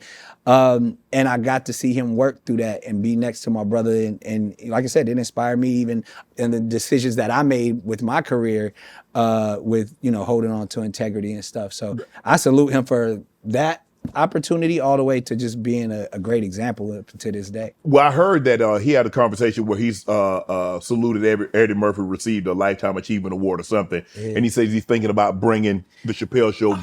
Heard that'd be fire. It would. You think you think he could replicate it? Because man, I only think you always say you don't want to touch greatness. You know what I mean? Yeah. But I think he's not going to do it the same way. Right. Okay. I mean, even in the time when we dealing with I think it's still that spirit is still obviously he's goated beyond belief. He's at a different stage than he was there. Because now you talk about the greatest comedians of all time. Now, before you probably just say, Pryor or Murphy. Yeah. Now I think you have to have a serious conversation. Dave Chappelle is somewhere around that top 3, and I'm not so sure he's 3. Absolutely. Or 2. Yeah, when you think about it, I mean, that's the thing, to your point, it's almost like where people asking Eddie to come back and do stand-up. Yeah. It's like, I just want raw and delirious. No, that's it. You know what I mean? That's what, and it's like, Chappelle's show was so great. It was. And it was at a different time. And he's become the greatest stand-up of all time. Yes. So it's like, all right, you kind of just got to be like, it was what it was. Right. And I'll do something new or different. Right. But the fact that he's considering even playing in that space, and then because we have, brilliant minds like Drewski and all that stuff who are really just paying homage to what they seen Dave do in certain spaces. Key and Peele came behind him and did what they did. Yeah. But if you go back and think about sequels, only the Godfather sequel was better than That's the only one. to go back. Beverly Hills Cop 2 might have been, them might be the only 2 sequels that was better than the original. Funny that you said that. You said Drewski. What do you think about Drewski? He's caught a lot of criticism for, They said it was a mocking. He was mocking Erica Kirk. Yeah. He did another one about the minister. Yeah. He's done a country guy with overalls on and white face. Yeah. Where are you? I mean, you're a comedian. Yeah, I mean, so you understand the space. I remember when he did it. I mean, obviously because being a character actor as well. I remember when he first did it, I sent him a screenshot. I was like, be careful, I got canceled doing this before. Yeah. It was me as Connor Smallnut. I did this whole thing where I did like, I had to go on Good Morning America and explain what whiteface was. Right. I was like, whiteface are some mountains in New York. That's like that. Like blackface is a whole different thing. And I remember having to go through everything that he, is currently going through. Right. And people get sensitive, man. People get really sensitive.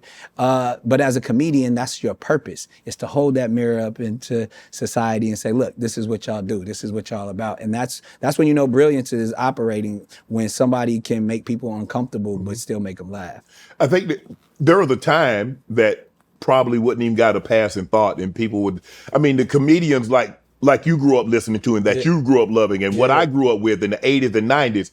And it's kind of coming back to that because for a long time, you get canceled. You couldn't say, like roast. Yeah. You remember how the roast was with Dean Martin had those roasts, and they had Lucille Ball, and they had even sitcoms.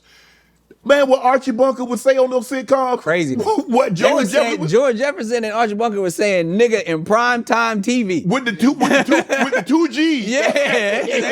It wasn't no G-A. It was E-R at the end of it. Yes. And they were just saying, like it was regular on TV. And it's interesting that we say that because, again, it just speaks to how people want to elevate and become better, which I have no problem with. But sometimes when, like, just because you're more sensitive doesn't mean you're actually going in the right direction. Okay. So I think people, somebody told me this brilliant statement. It was like, people are only sensitive about the truth. And if it's a lie or something like that, it'll just go by. But if it hits something inside you, like, ooh, it's ringing some truth in there. So therefore, that's what makes it. It's that one wound, it's that one tooth that hurt and that air hit it. Yeah. That's why you sensitive, because they're really hitting on something that's poignant. So I welcome it. That's our job as comedians. Right. And like I said, I went through that fire a couple of times. Obviously, I've been canceled so many times, but I remember I was doing whiteface on Nickelodeon. Right. Like if you go back and look at the Nick Cannon show, I got a character called Dirty Larry, where I was an old white, like just from the bottoms, trash like worker type of dude. And nobody said me and Keenan we was all they get the comedians and dresses thing, but we was doing that as teenagers, but we were having fun. Right. Like we were making children's television being characters. We weren't thinking about politics or stereotypes or any of that. We were just having fun. And I think that's the root of comedy. You should be able to have as much fun and come from a place of innocence as long as you're not doing it with any malice. I think that's where we get caught up in it, because if we look, there's a long history of people portraying different races in entertainment. And we've seen it from, Dan Aykroyd in Trading Places with Eddie Murphy to Jimmy Kimmel, Jimmy Fallon. They all did it, but nobody got mad at it. What's the guy that was in Iron Man? Oh, Robert Downey Jr. in Tropic Thunder. Like he was brilliant. And they made that, which was smart for Ben Stiller, the director. Is like that's what they made his conflict and his storyline about. Is that he was this brilliant Australian actor that wanted to go deep, and so he just straight method became a nigga like the whole time. Is Drewski, some of the skits that he's doing, is that kind of the new Chappelle show? I think it is. I think that's kind of what I was getting at, to where like the platforms and the landscape is so different that like that's the way you got to do it. Like, cause TV is not what it used to be. We used to literally turn on the TV, set our timers, set our TiVos to record all the Chappelle shows. Yep. Now that's in our pocket. Yep. So I think if you're not doing it the way this generation is doing it, it's not going to hit the same. No. Because that was controversial. That was news. That was like, oh, did you see when he said, like, you got to be on these phones to be able to do that. And digital is where it's headed. Yeah, and you got to be able to move like that. Like I said, Dave on the mountain. You know, this nigga bought a whole city. But I know the creativity to what he wants to do is gonna be there, and we're gonna be able to see. He's gonna do it in a different way. That's how I feel. Writing for Kanye. Yeah. How did you meet Kanye, and how did that come about? Again, young dude. I knew Kanye. Remember we used to have them two-way pages? Yeah. Like the whole thing, and you would make the ringtones. Yeah. Before Kanye had one hit record, he had hits on the two-way. He would produce the beats for the two-way, and it was just something fun to do. Like, and you be like, oh, you got that? Well, Kanye made this, and like that's how he was building up his name. While also like, you know, I would see Kanye in different studios from like So Def in Atlanta. This was like 90s, you know what I mean? Early 2000s. So we just knew of one another. Right. And I remember I had dropped, I don't remember what, so like he had dropped Slow Jams and I think I had dropped Gigolo. And I remember we were in Chicago doing radio promo and we just started kicking it. Like he was just a homie and it became just, that's my friend. Like once he moved to LA and we would be in the studio together and the way he works, because I would never say I wrote for Kanye. The way Kanye works, which is dope, he just invites everybody in the room, and he has so much confidence in who he is. He making it be like, yo, what you think I should do right here? What you think I should say right here? And he kind of, interestingly enough, he would do the same for me. So the song "Can I Live," he also mixed and engineered that. He also like, I think he might have gave me a couple of lines. I think the first line is he gave me that, and you know, originally because I made that beat, he was like, yo, I might want that for me. And I was like, you can have it. You know what I mean? Like I remember we were going back and forth with it was a Yolanda Adams sample. So it was more like a collaboration. Right. So everything that I did contribute to his projects, it was never like, oh, let me get credit. And we were just kicking it and stuff like that. So I think one of his coldest lines that was my line, originally he said, he's like, I don't need to stunt. I make Black history every day. I don't need a month. And then he was like, I remember we laughed the last few times we saw each other. He's like, I remember you wrote that, huh? And I was like, man, we was all vibing. But it was like the fact that even 20 years later, he still remembers it. It's like, you know, we would just be in the studio coming up with stuff. And even some stuff on Gold Digger. I remember his second verse of Gold Digger was actually a poem that he did on Def Poetry Jam.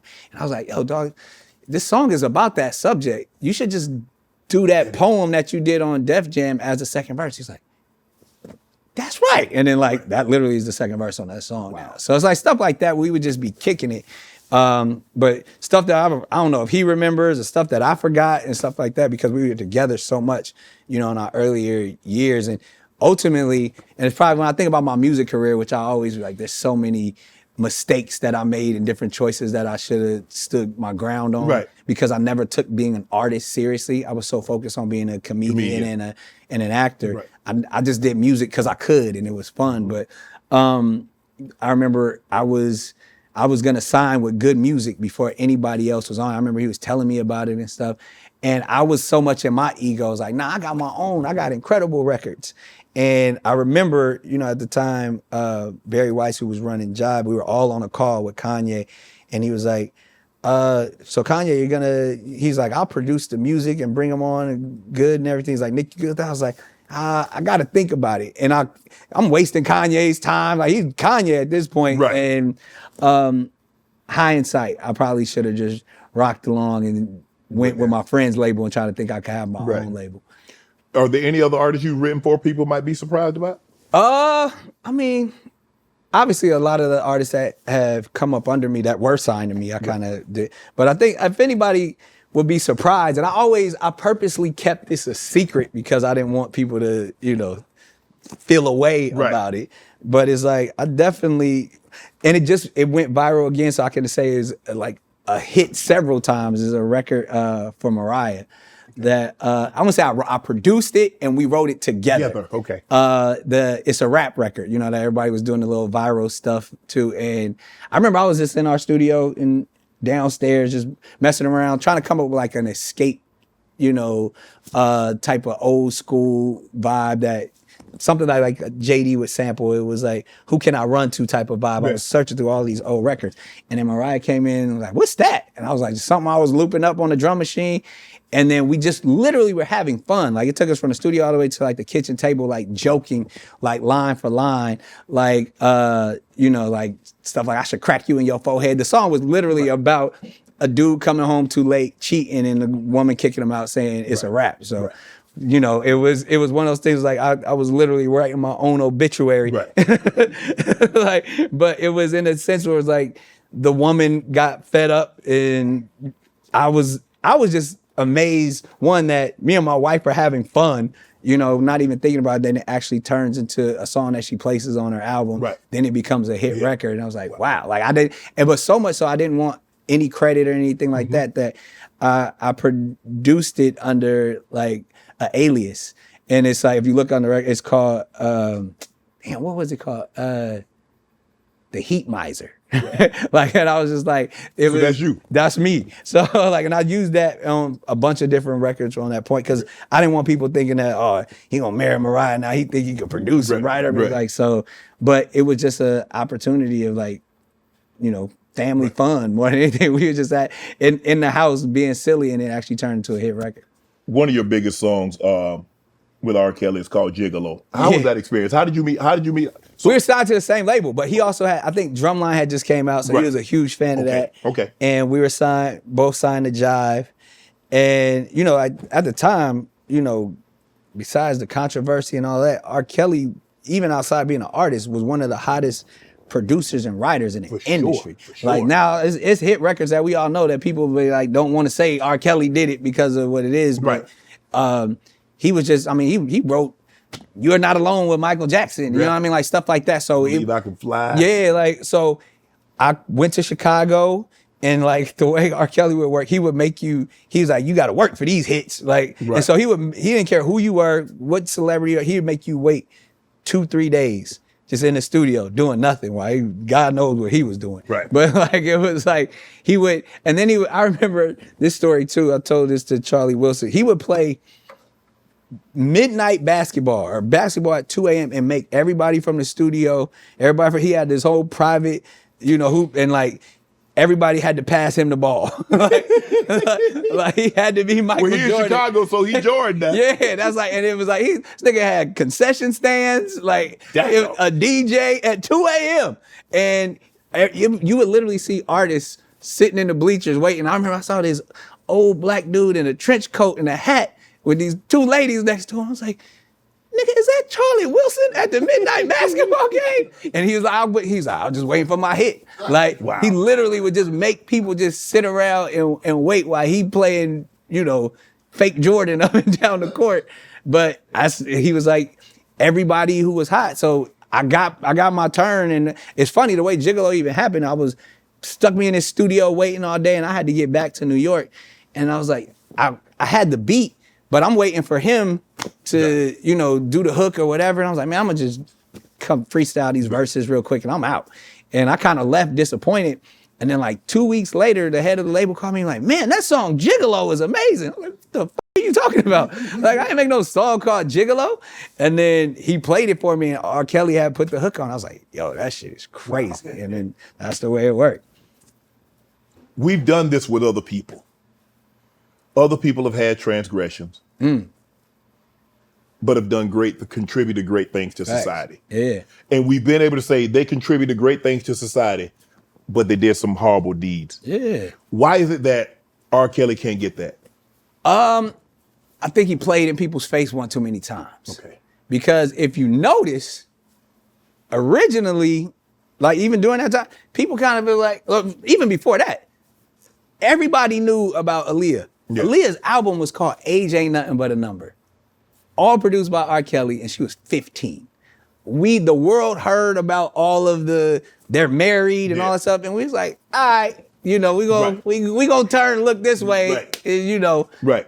Then the tape, now they got hardcore evidence. Yes. And you like, like, I ain't watched the tape, I ain't see it, it ain't happened. Right. I Believe I Can Fly. Right. Then he came with Ignition, Step in the Name of Love, and Our Hearts Forgave, and just focused on the music. And then he came back out again after people had overlooked those two things. It's like, come on, man, you can't keep like just women in general, like, and that was his core audience. Yes. To be like, you keep disrespecting in our face. Right. Like, and we don't see any empathy. We don't see any atonement. We don't see any change. Okay. You're still out here in the club and like, and even if you analyze the actual, you know, crime and punishment, I feel like that was just and even I feel like that with Puff as well. Like, you was on trial for That your was karma. bad. You wasn't on trial for what actually just happened.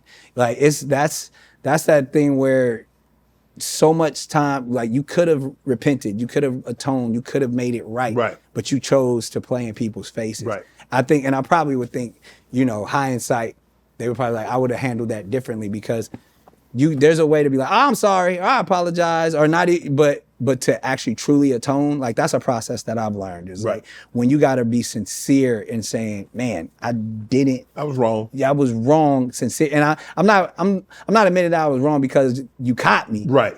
I just sincerely wish I had made better decisions, Yes. or there was real growth there. So I don't think we saw any growth. Right. I think if we would have saw growth in that process, then we might be a little bit more forgiving. But I think what people have learned to do is separate the art from the man. That's it. That's it. Yeah. So to say that, oh, now his music is trash because he was because of the horrible things that he did. Then you got to throw the whole music industry away. Yeah. You got to throw For sure. You got and start with rock and roll. Yeah. Like, I mean, our founding fathers had some transgression, had some issues. That's going what on I'm saying. I mean, shoot, James Brown wrote the first diss record where he called the Big Payback, where he went and shot up a club himself. It's like messing with my girlfriend. like, so we know if we sit down right now and look back about what James Brown did, or Jerry Lee Lewis, or all of these people that I ain't gonna say their name because then they gonna be sending me cease and desist. Yes. But if you look, just do your history, the entire music industry is flawed. And then that takes me to that space where it's all about spiritual warfare at the end of the day, because we know that, you know, there's when artists and all that start allowing those spirits in, and that self-absorption, that, you know, egomaniacal energy starts to play out when you got nothing but yes men, and you don't think you can. And we see it play out time and time again with our entertainers. So it's just, we got to wrap our arms around them before they get to a space where it's too late. You got a lot of backlash when you put Chris Brown in your basketball movie, She Ball. Yeah. How satisfying is it to see him bounce back from something that happened 20 years ago? Man. And it seems like the industry will not let this man move on with his life. They keep holding him. And it seems like she's moved on. She's happily married or with her situation. 3 beautiful kids. He's been doing great music, but he seems like he's finally starting to bounce back. Hopefully they let him get on the stage at the Grammys, and eventually maybe he can do the Super Bowl. That's my brother, man. I'm so proud of that dude. Not because of any accolades. Like, I've known this gentleman since he was 15 years old. Yeah. So I know the person. Yes. And like we just been talking, man, like, you get into spaces sometimes and you can, like, the energy can just overtake you in a way that you find yourself like, how did we get here? Yes. You know, like, yes. and you know, I've spoke on this many times, but I can't throw nobody away. You know what I mean? Mm-hmm. And like, it's the same thing with any of my blood brothers. Any of my, like, I can disagree with how you moved, for what you said, what you did, but I'm never going to disown you. Right. You know what I mean? Mm-hmm. Like, so the fact that, you know, and I think that I'm hoping, you know, but that canceling energy, and that's why I created the platform. Is like, it's not about cancel culture, it's about counsel culture. It's in times of need, is when we need to counsel one another and bring everybody in. But for whatever reason, it's more self-satisfying to the majority lower frequency to come in and say, oh, you over, or we gonna get rid of you, or you did. Mm-hmm. Now, granted, it's just as much as it's about counseling, it's about accountability too. So whatever you did, you got to own up to it.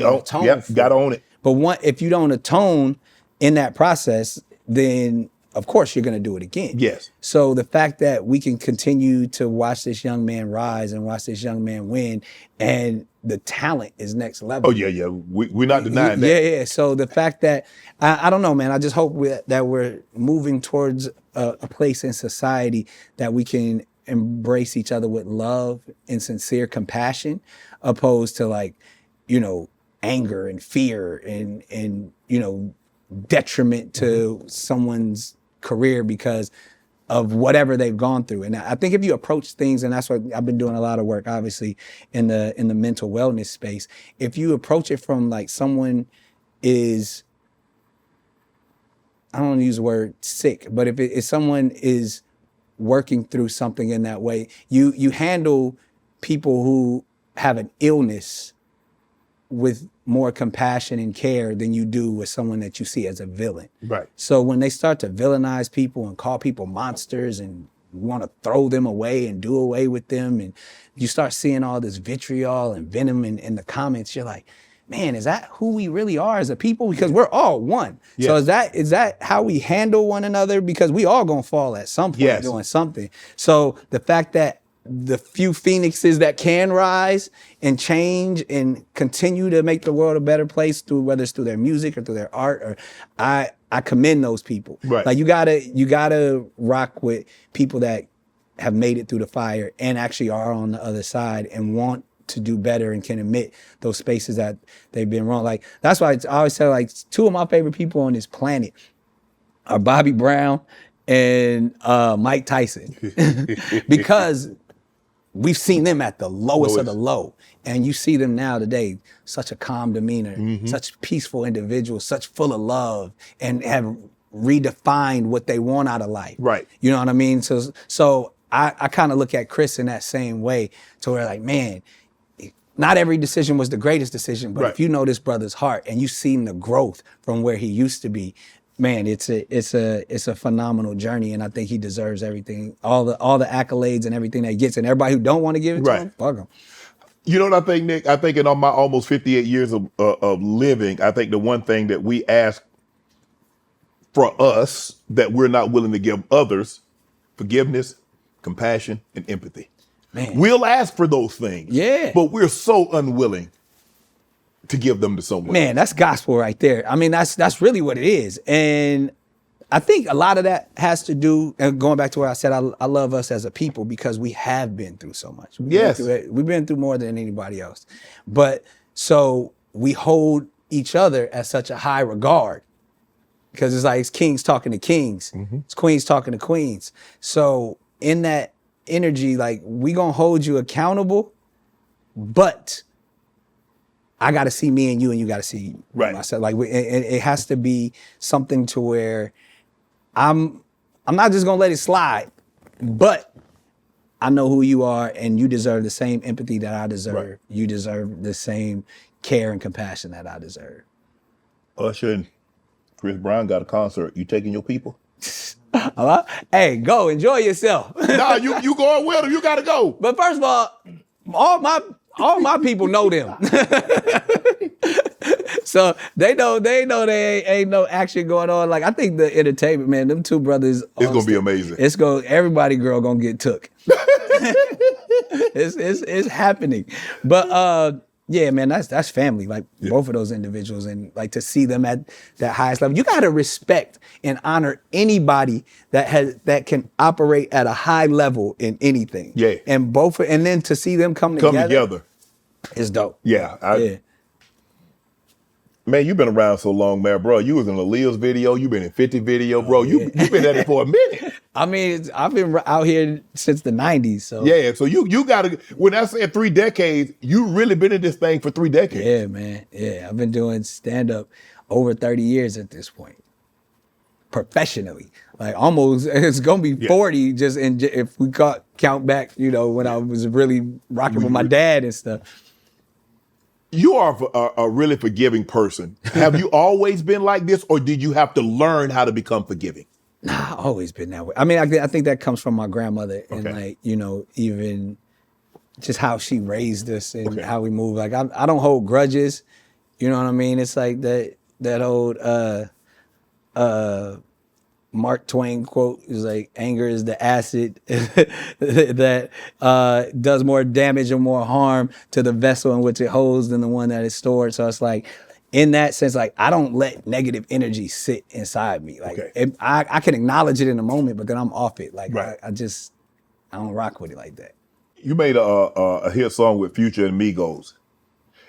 Is music because you like, you know what, I wish I would have given music more of a chance, but I was really into this TV space. I was really into the stand-up space, and I don't think I gave music the chance that I should have. I didn't. I mean, interestingly enough, I never wanted to be a music artist. Like even I actually looked up to, you know, people like Kanye and even Pharrell specifically. Okay. I wanted to be a music producer. I wanted to have artists and like my whole goal was being the guy behind the scenes. It just so happened that, you know, the TV opportunities and all that stuff kind of presented themselves, and I took it, and then I kind of got pegged as like, oh, it's the kid from Nickelodeon, or oh, it's the kid from Drumline, oh, it's the next Wilson. Like, so I never really, as an artist, as a creative, I never really got a chance to dive into my musicianship. But if you notice, all of the stuff that I am a part of or that wins is musically inclined, in that sense of like whether it's Drumline, whether it's Wildin' Out, whether it's America's Got Talent, whether it's The Masked Singer, like all my successes are musical. So I was like, this is God still blessing me through the music without having to actually be an artist. Right. But that artist grind is a different grind. You got to really dedicate your life to being that. And I never had that in me because I was winning in so many other spaces that, because you got to get people to come along with you for that journey for life. And there's such a magic in music that you gotta live that frequency that and people can sniff it out when it ain't real. So I think people kind of notice like, he ain't really doing this. You know what I mean? Like he just playing with it. And that's kind of like hindsight, maybe, you know what I mean? Because I'm not complaining where I'm at right now. But if I would have took being an artist seriously, I probably, you know, like I said, I was in all of the circles. I was, you know. You knew all the right people? Yeah, I just didn't ever, I was more focused on being a movie star, the best comedian I could be, and then ultimately the best businessman and entrepreneur and, you know, being able to provide platforms for others, which still gives me the opportunity to be involved in all of those spaces. Kehlani. That's right. We on the same. I was about to say it and you said it. So you moved her to LA after she graduated, paid her rent, food, studio time. Yeah. You discovered her. I wouldn't say I discovered her, but yeah. So because what happened as hosting America's Got Talent. Yes. She was in a group called Pop Life. Okay. And after the Prince song, Pop Life. Yeah. And they were amazing. There was a full kid band. Right. And she was the lead singer. Right. And I remember Piers Morgan literally on their first audition was like, "You're amazing. You should leave all those other guys." And said on national TV. Wow. And she was like, "I'll never leave my brothers." And he, like everybody else voted yes, and Piers, like an asshole, voted no. Right. But they went all the way to the finale of America's Got Talent and performed with Stevie Wonder as Pop Life. And then so I remember like the next season, maybe not even a year later, somebody called me who, interestingly enough, the person who called me is the artist, her father, because Wow. Yeah, so they all grew up, like her, Kehlani, and Zendaya all grew up together. Like a lot of people don't know that, like in the Bay. Yeah. So I kind of grew up or in the same neighborhood that hers pops did. So he called me one day and was like, "Yo, you know that artist that you had on America's Got Talent from that Pop Life group? She's homeless right now." I was like, "What?" He's like, "Yeah, man, she doing bad. You might want to call and check on her or something." And I was like, "Absolutely." I was like, "Give me her number. Let me talk to her guardian or her parents, whoever." And got in contact with her and talked to her family and everything. And I was like, "Yo, this young lady has so much talent, has such an amazing heart.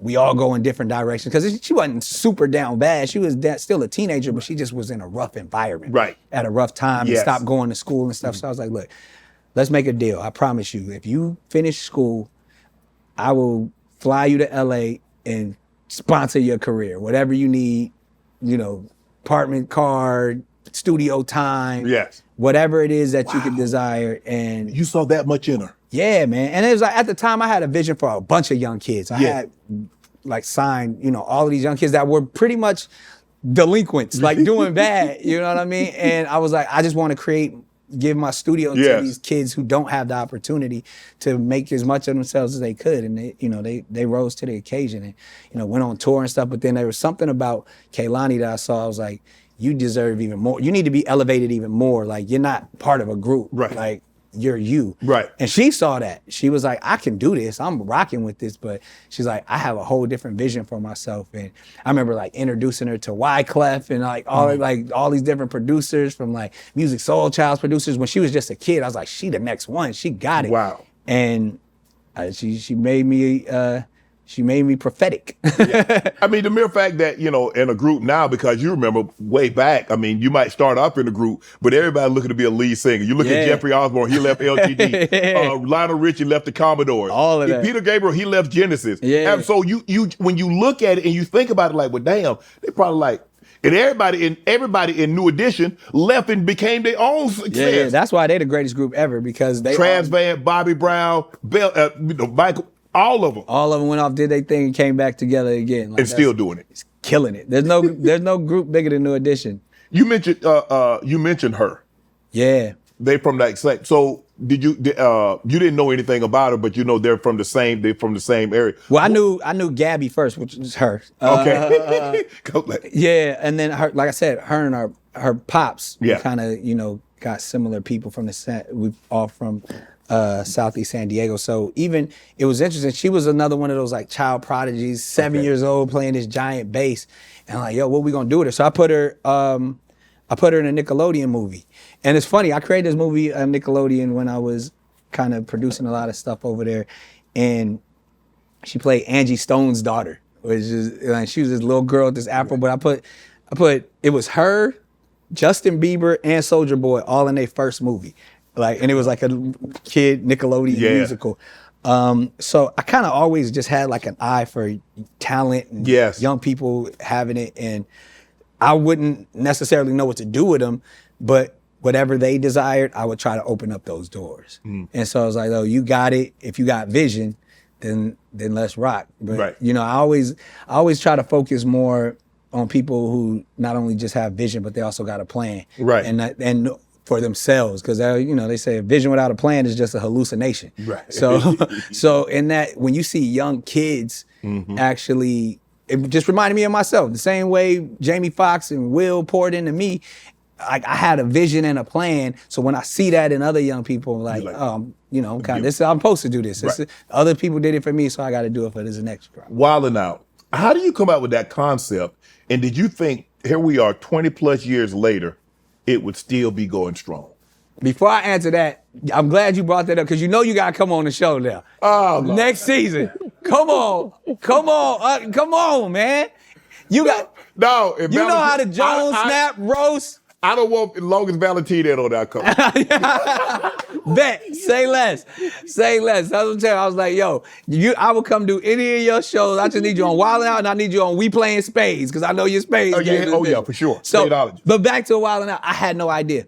I was literally same vibes, just trying to provide jobs for my friends. Right. I was in that space. I was the one kid that kind of jumped out the gate first of when, Kevin Hart's and D-Ray's, Apion, and I was doing movies. I had a deal at MTV. They wanted me to do a punk type show. I was like, I don't want to do that shit. Right. You know what I mean? But that was day one at the moment. I was like, yo, I want to do like, I could bring all my rapper friends and all my comedian friends together, and we could do like this improv thing. And they didn't understand it.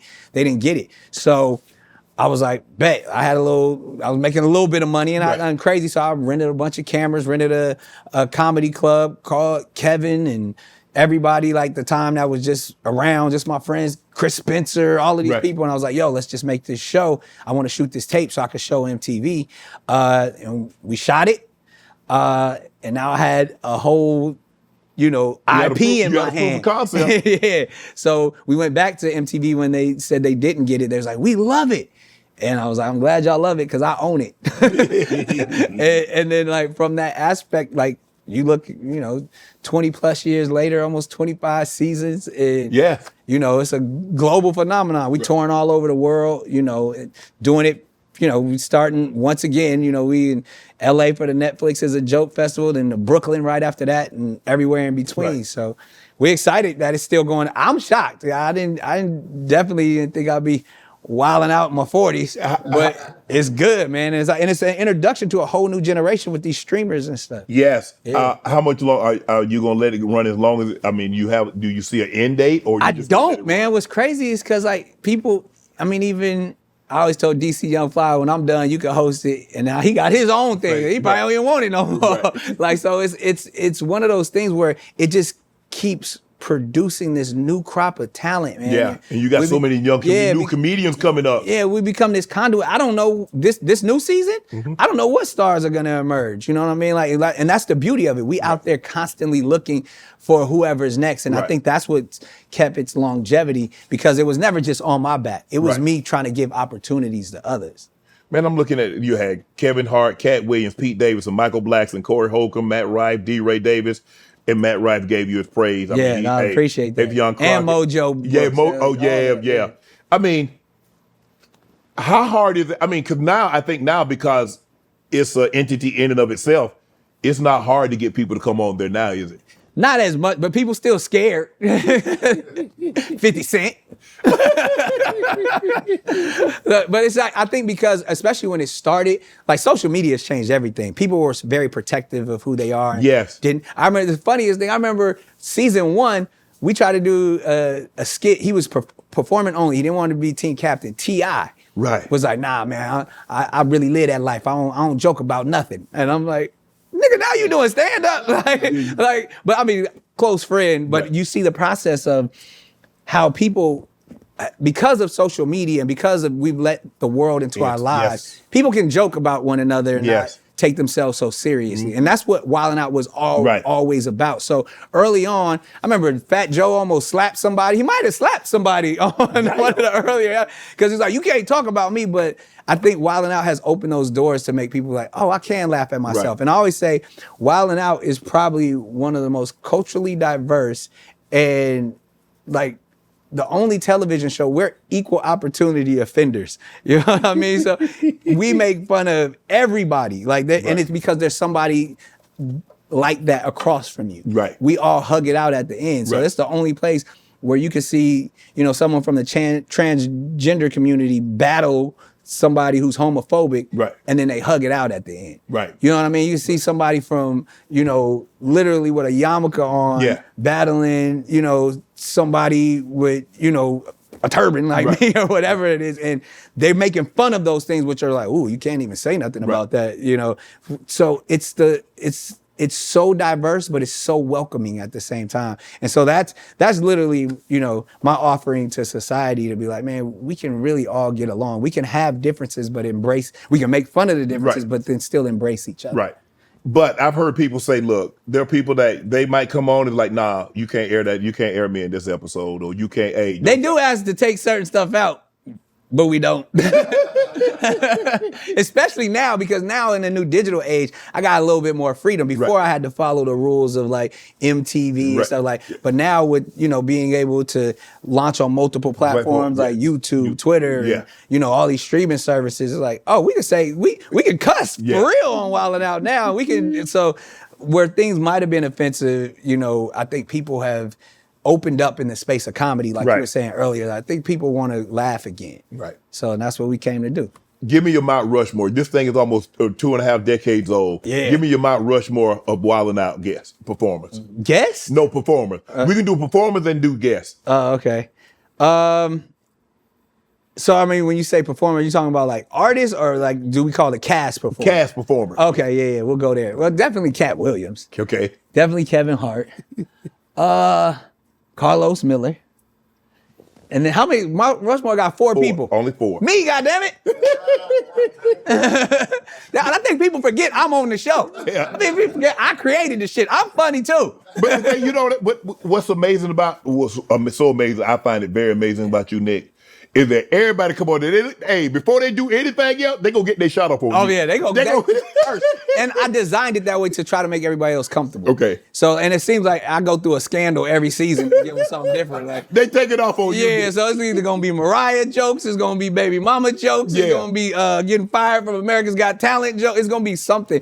But I do that in a way to where I just try to make my guests comfortable and like, look, they gonna say the worst stuff about me, so they ain't gonna hit you. And I'll be like, look, let me write something so you can say it about me, right? So it at least gives you the confidence, because that's the thing. Once people get confident, they get comfortable. Yes. And then, so that's what we always work on. But jokingly enough, I was playing, I wouldn't, if I'm going Mount Rushmore, I take myself off and put DC right there. Okay. Yeah. But I'm hoping whoever that next Mount Rushmore is, like you said, like Mojo about to be a beast out here. He's the real deal. Yeah. He's a real deal. And then it's just cats like people that are just like consistent all the way around, like the Atheon Crockett's, the E-Man Hudson's, the Timothy. Like, these are superly multi-talented individuals who make music and comedy, star in movies. So I can't, that 4 is probably the most known for the show. But even, it'd be tough because Justina is such a beast. You know what I mean? And she brought all the white people to the show. Like she opened up a whole new demographic. So it's like,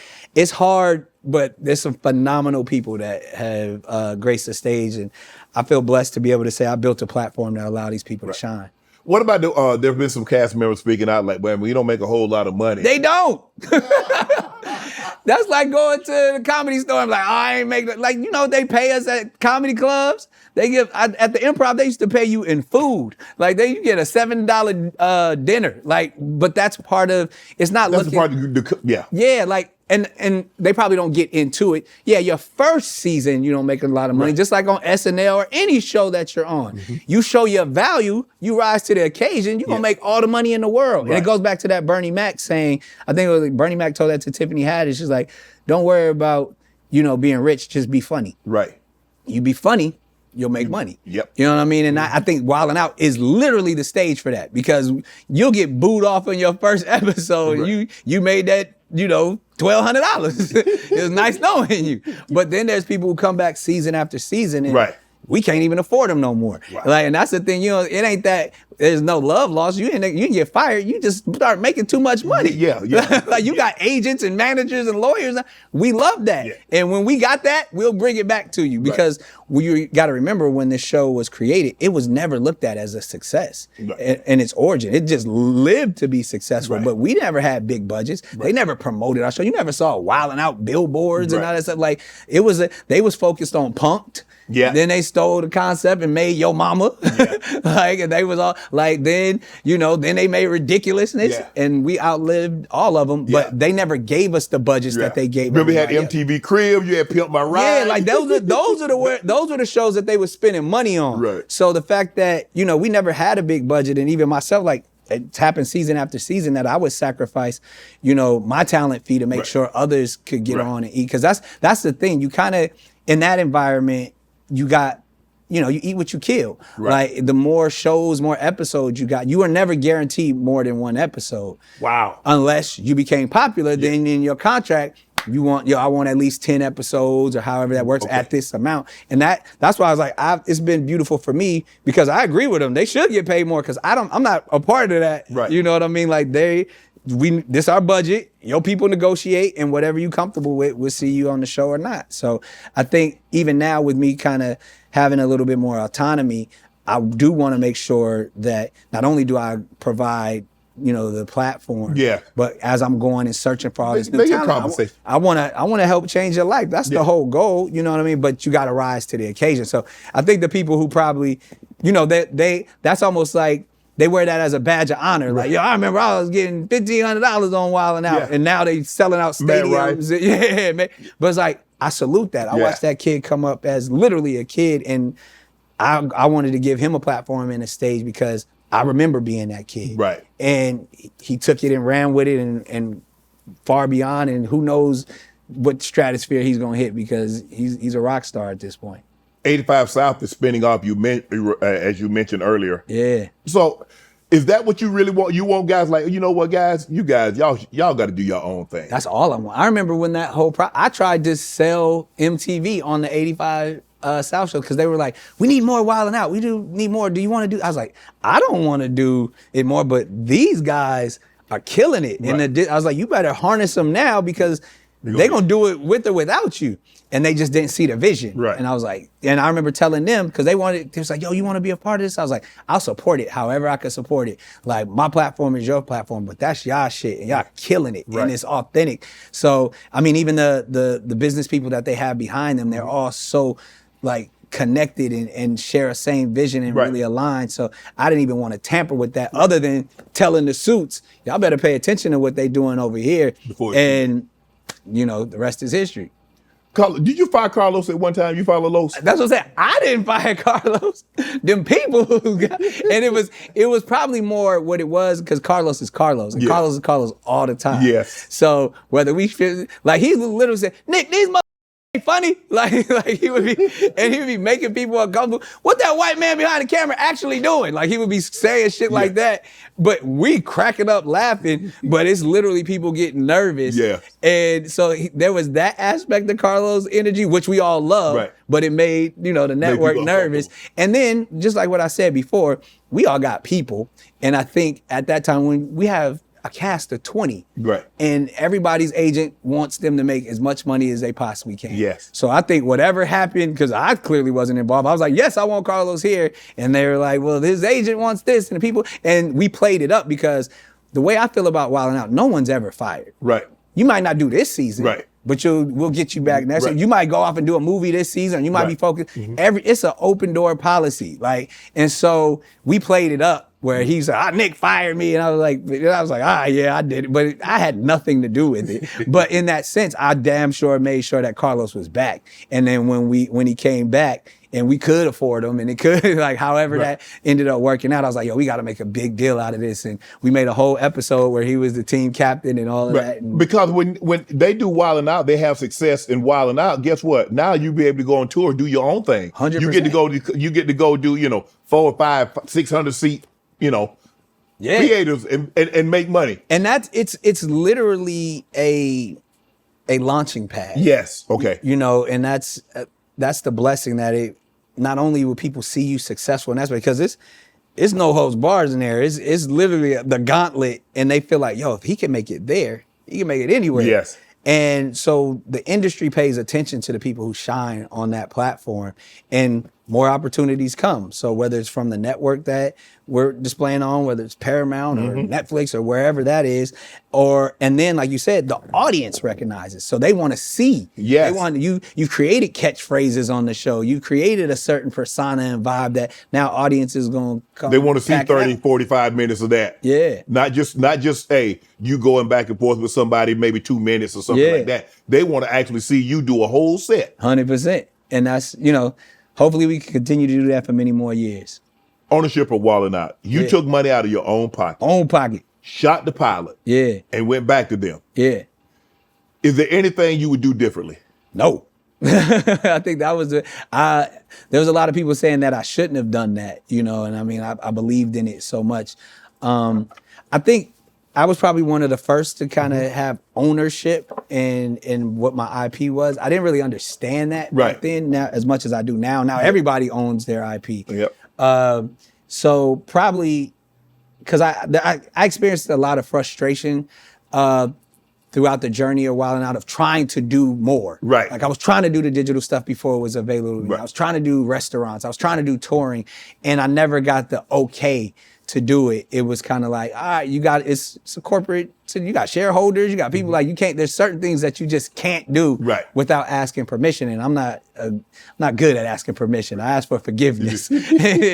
So I would, bump my head quite a bit. And people would be like, man, you got to do it this way. You got to do it that way. So even now, as being more in an executive space, I've learned to, plan things out, but still go with your gut. But there's just a few things that if I had planned a little bit better across the journey, I probably have capitalized off of the brand even more. Yeah, because you own 100% of it, right? I wouldn't say 100%, but more than 50. Yeah.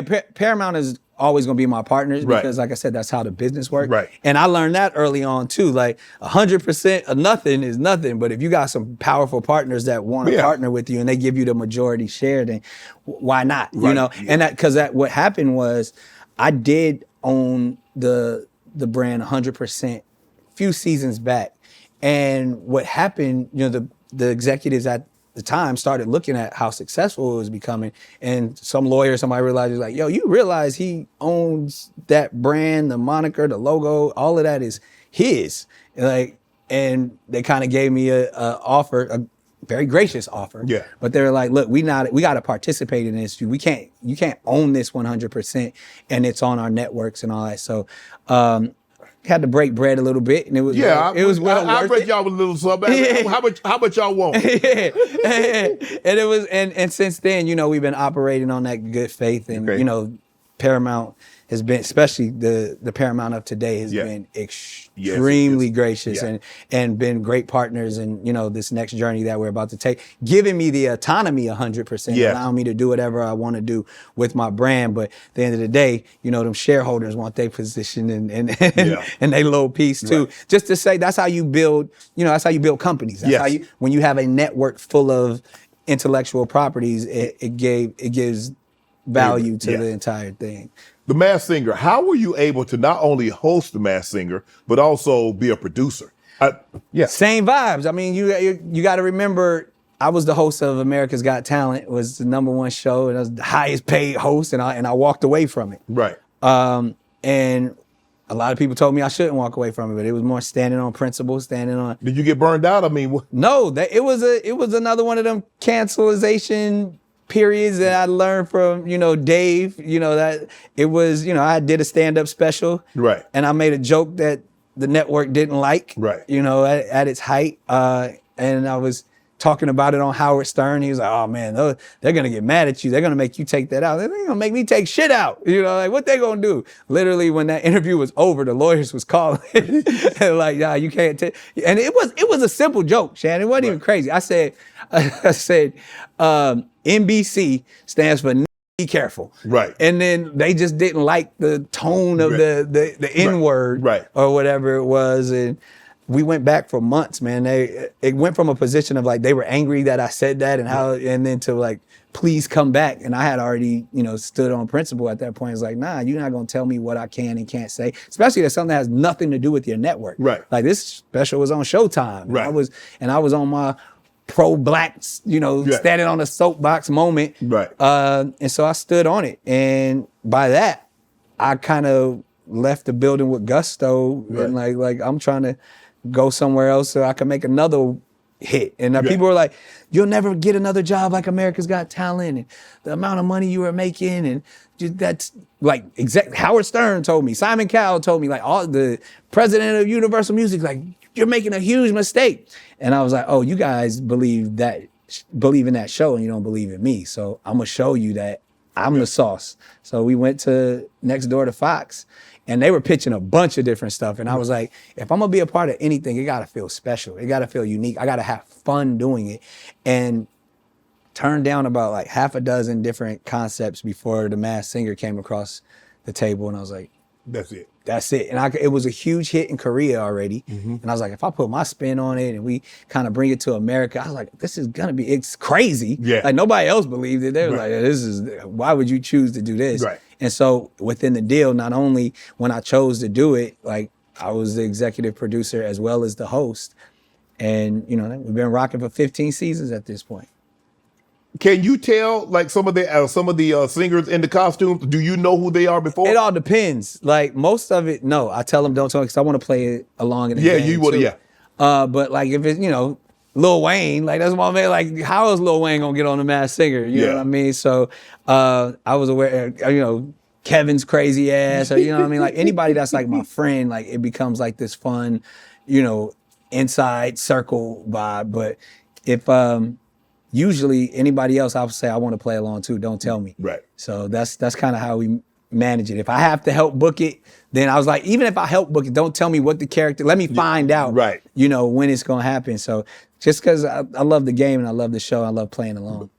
Investment. What's been some of your? Obviously, Wildin' Out has been one of your best investments. 100%. What about some of your other better investments? Probably after Wildin' Out, I would say my kids. But if I'm being serious on business wise, I had the incredible headphones for so long. That was, we did that in 2010. And by like 2012, we had like, I think over 200 million in sales. Wow. And it kind of established my incredible brand. We was in Walmart, you know, every like T-Mobile, Radio Shack, like we were like the #1 selling headphone because interestingly enough, people probably don't know that I was the same people who made my headphones also made Beats by Dre. It was all Monster originally. Right. Obviously, Jimmy and Dre went on to sell their brand for $1 billion. Right. And I kind of chose to be the more affordable one, right. But it was pretty much the same headphone. Right. And where they were selling in like the Apple stores and stuff, we chose to sell in like Walmart, right. And made it a little bit more affordable. So even in that process, it was such a learning experience because it's like, oh, we got the same one, but y'all got $1 billion for yours. Like I did all right, but but it was still in that sense of like understanding business and understanding your right. IP and your value. So I would definitely say the incredible brand, because not only did we have headphones, we ended up doing like school supplies, products, also still the name of my, my production company. Right. And, we did fitness, we've opened gyms and, right. All of that stuff. So that brand in itself, starting from how much success we had with the headphones, opened up so many other doors for the brand. Are you still going to produce the documentary Dr. Sebi? Yeah, it's constantly. I mean, it's that I get that in my comments all the time. Man, when you gonna finish the doc? Like we're in process in it. I'm hoping, because there's so many things. Because one, it was a goal and a vision of Nipsey Hussle's. Correct. That I wanted to continue to carry on and did. And then there's the entire Dr. Sebi family. So I want to do right by all of them. I don't want to just put some mess out, because we literally for over 5 years did interviews all over the world. We went to Africa. We went to Costa Rica. We went to Honduras, where Dr. Sebi actually had his facility. Mm-hmm. Went talked to every family member, and Dr. Sebi got more kids than me. Like he got literally at 80, he had like a 4-year-old. Like he got like, that's what he's Is that healthy. your goal? Is that your goal? Not that quite, but like he has so many family members that we interviewed. So, I just want to make sure that, you get it right. And big pharma, you know what I mean? Like that's a responsibility when you got people like that. When you talk about holistic medicine and alternative, healing and curing process, people don't want you to put that out. So getting this content and the clearances and all that stuff, it's a lot of stuff that happens behind the scene that can slow it up, but we're going to do it right and we're going to get it done. Healing and curing is different than treating. Yes. They treat because the money is in the treatment, not the cure. If I cure you, I can't get no say more nothing money else. from you. Yeah. And then even like you said, the definition between healing and curing has actually been held. Like there's court cases about that. And that's even really what, got Dr. Sebi off, mm-hmm. is because he wasn't saying he was curing people, he's saying he was healing people. Right. Like, and healing is a spiritual thing. Right. So in that sense, like it's a lot of information, it's a lot of content. We just trying to focus on the truth. What have you learned? You've been in this Hollywood space for 3 decades now. Yeah, man. What have you learned about it? It's not the friendship business, it's the entertainment business. And if you're looking to find you can be friendly with people. Be friendly, but not. But if you just try, like it's so cutthroat on so many levels that you can't take anything personal. You know what I mean? Like, and I'm pretty sure it's like sports. You know what I mean? In that vibe where you just trying to get out there and do your best. You're trying to win your title, your championship. Yes. So, not to say you can't get along with the cat on the next team or whatever, but everybody's in it for their own journey, and you gotta take your personal feelings out of it and just understand this is business. You can still be a good person. You still stand on morals, still have principles, but don't go into this looking for friends. It's not about friendships, it's about trendships. It's like, if you hot at the moment, everybody want to be your friend. Everybody want to look at you. Everybody won't call you. Your phone won't stop ringing. But you can't let that be the weight that carries you through this whole thing. Just know, okay, it's all reciprocal. Yeah. You're going to get your shot. Long as you can ride the wave, through the good times and the bad times, you're going to get your opportunity whenever you want it. And whenever you get your moment again, just, keep cooking while the pot is hot. Stay consistent. Right. Is it true you told Harpo beat me? You said that, Oprah? I did. Did you mean to say that, or you was I was nervous? just excited. Man, I was married to Mariah. I was like, she was on Oprah. The fact that you just called her Harpo is hilarious. but clearly that's not something she wants to hear all the time. So we was backstage at the Oprah Winfrey show, and I had met her like briefly in places, but now I'm like, yo, you thought y'all were cool, huh? Yeah, no. And I was like, and you know, that was one of me and Mariah's favorite movies. And I was like, I'm gonna say it. She's like, don't say that. And I was like, you know, you told Harpo to beat me, straight face, like she. And I like it. Just my insides just. Oprah got a way she can look in your eyes and just everything. You just damn near shit on yourself. Like it's like that intimidating. There's so much power. And I was like, soon as the words came out of my mouth, I shouldn't have said that. That was the dumbest shit I ever said. Have y'all spoken since? Yeah, but it's different. I don't think I ain't gonna be on none of Oprah's favorite lists no time soon. Of all the things you could have said. Yeah. You said, hey, congratulations. I mean, what your story, Oprah? Yeah, I think I was low-key trying to be funny and show off on Mariah. And it was a light room. But let me ask you a question. Does Oprah strike you as a person that's easily amused? I've seen Oprah like chilling. That's why I thought we was in one of them environments. Like I wouldn't have said that on the show when she was interviewing me, but I'm thinking we chilling, toes out, everything. You know, I'm like, all right. Like, so when you said that, so what did Mariah say to you after you said that? She low-key, because Mariah's hilarious. She low-key was laughing. Yeah. Like in the moment, because she was like, them awkward moments are like, that's where the most comedy is. So we laughed about it on the jet ride home.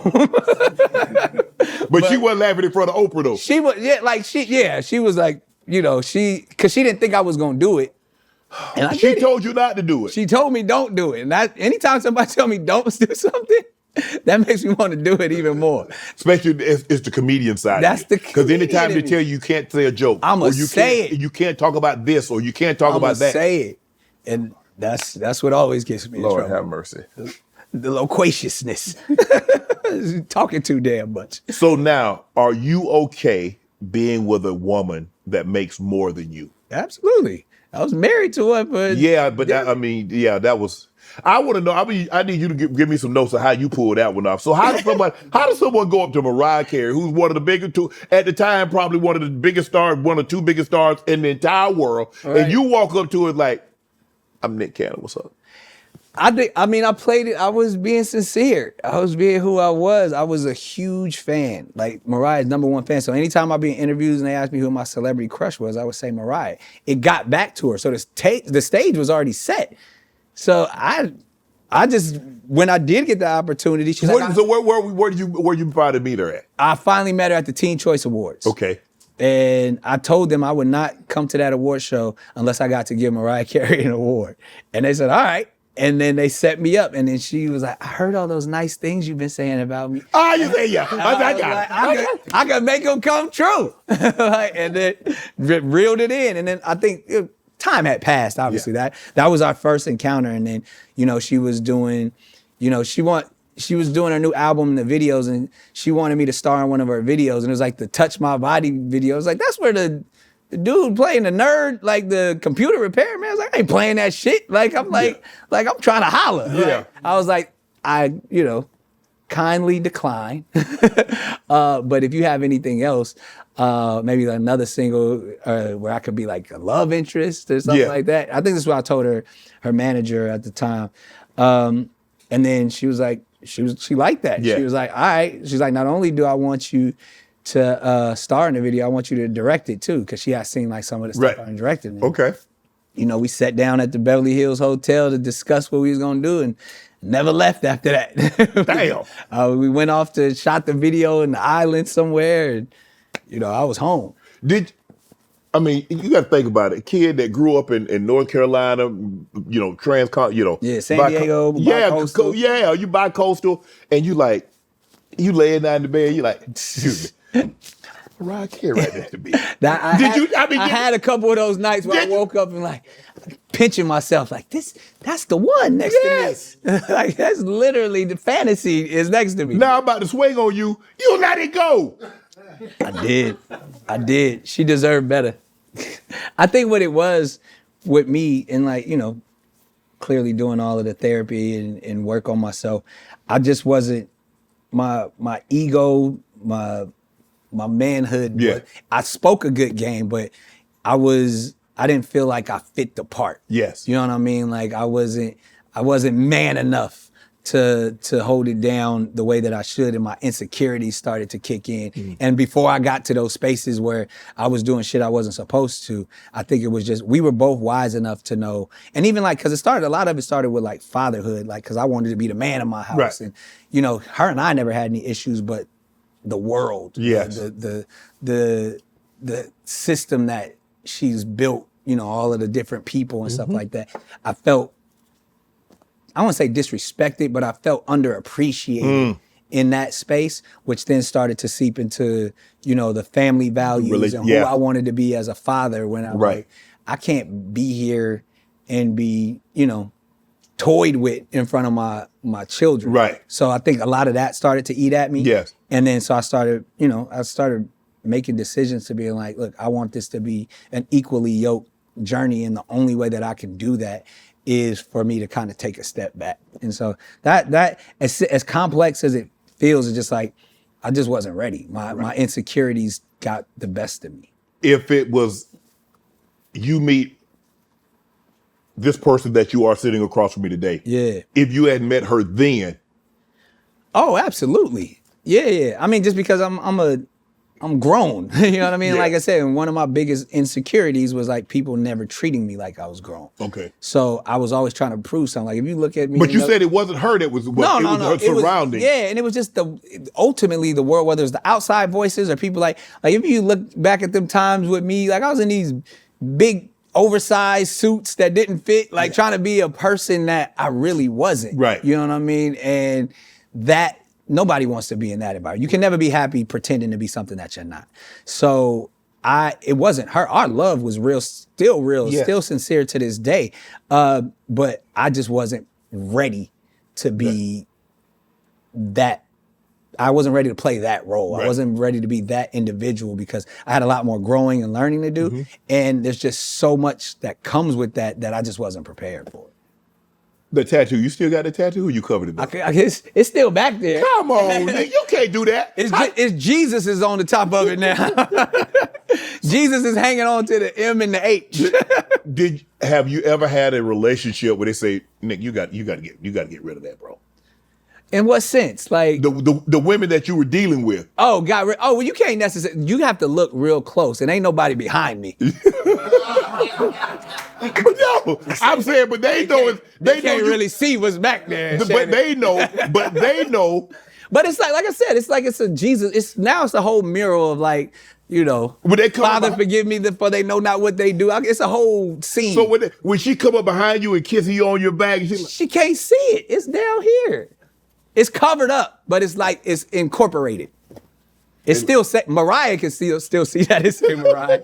If I gotta tell her, it's still back there. But to the naked eye, it just looked like it's a bunch of stuff. Why do you feel it's important for you?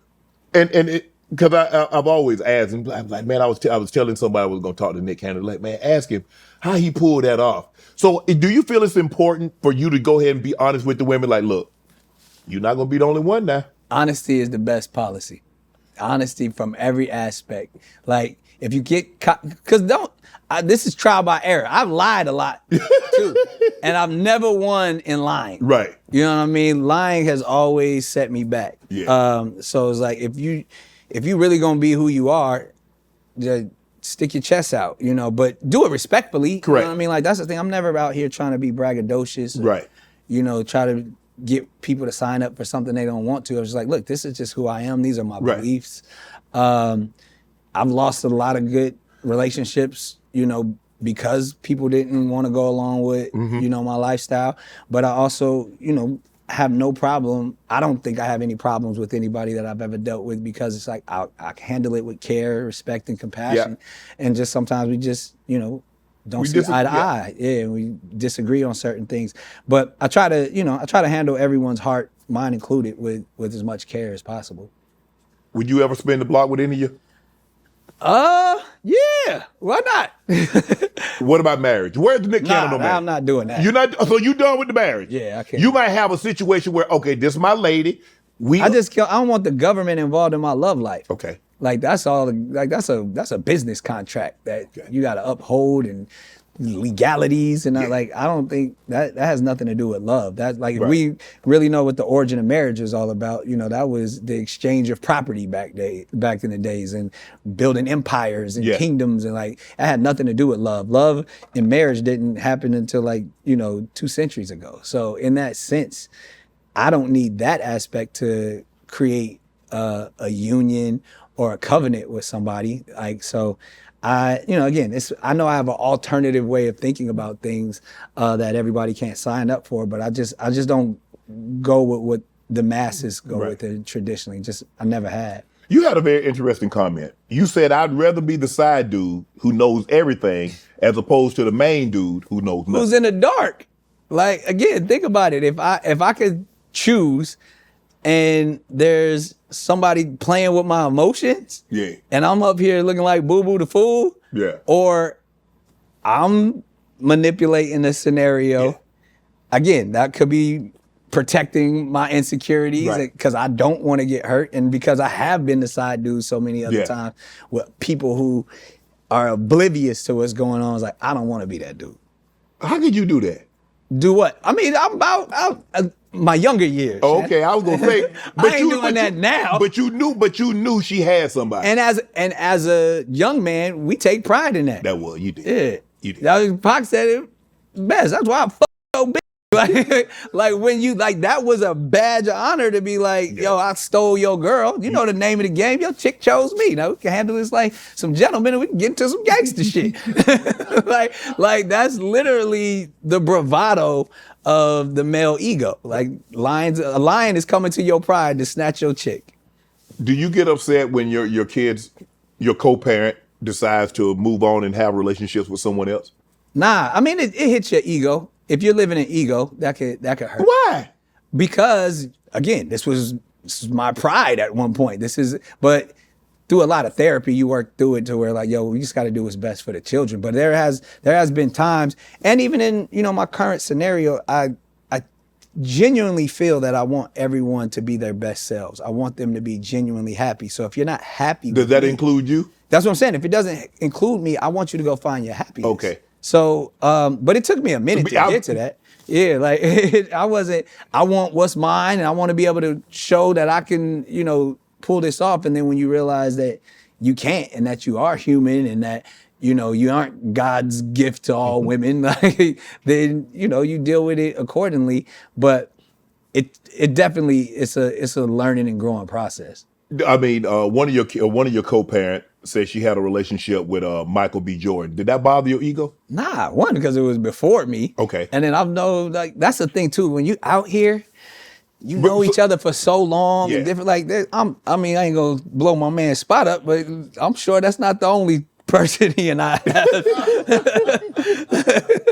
Like, when you the one, you the one. True. Okay, I see the phone don't stop ringing. Did it bother you when Mariah had a picture of Tupac hanging in the kitchen? Long as if it was in the bathroom, I might have had a problem with it. It was in the kitchen. So, but I mean, again, I love Pac too. I don't love Pac like that. Like, cause it was that one too. It was the one with the bubbles and he butt naked. Like, man. Luckily it was in the downstairs kitchen. I ain't go there that much. Be in there in the middle of the night trying to get some snacks and Pac naked staring at you. Cam was on his podcast and he was having a conversation. He says women lower their values the more kids that they have. Do you agree or disagree? I disagree. I love Cam, but that's...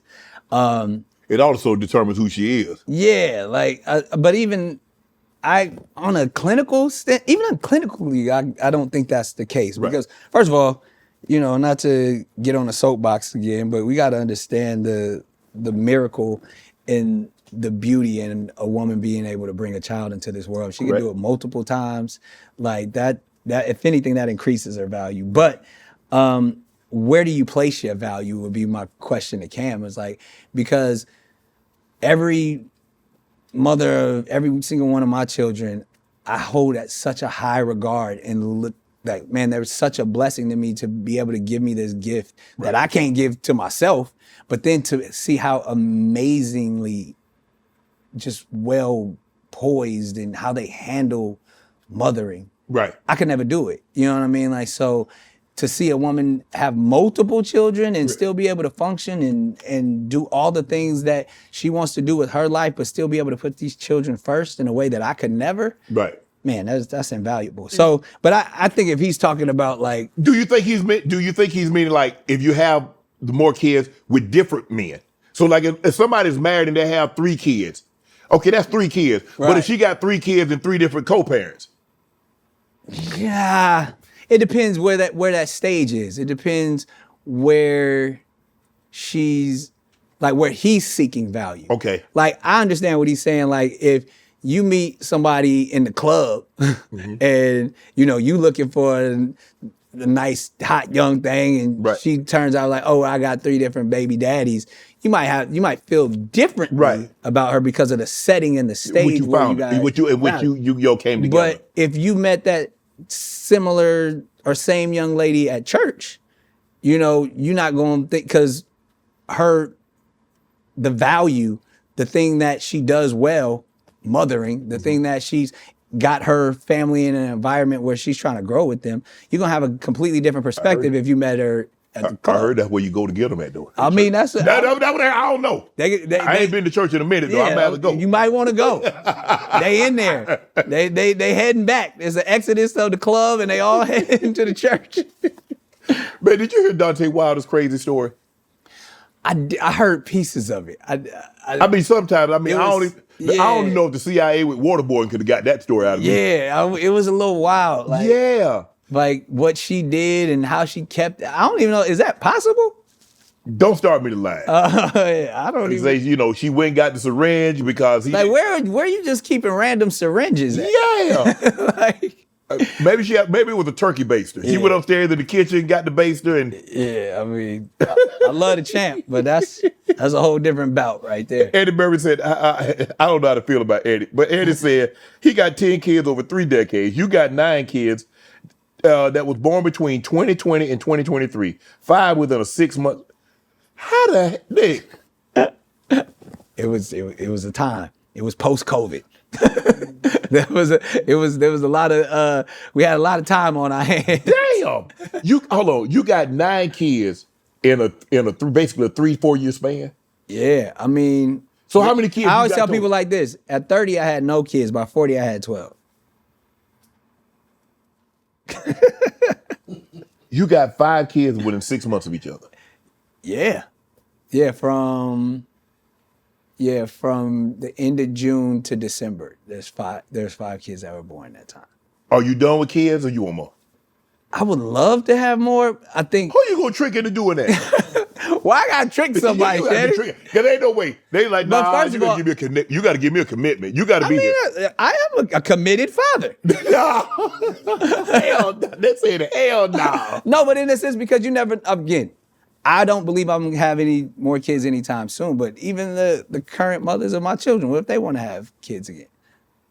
Oh, so you would go back and have more kids with your co-parents? I'm just saying, if that was a conversation, today it's not a conversation, but again, as the family man that I am, I'm trying to make sure everybody happy.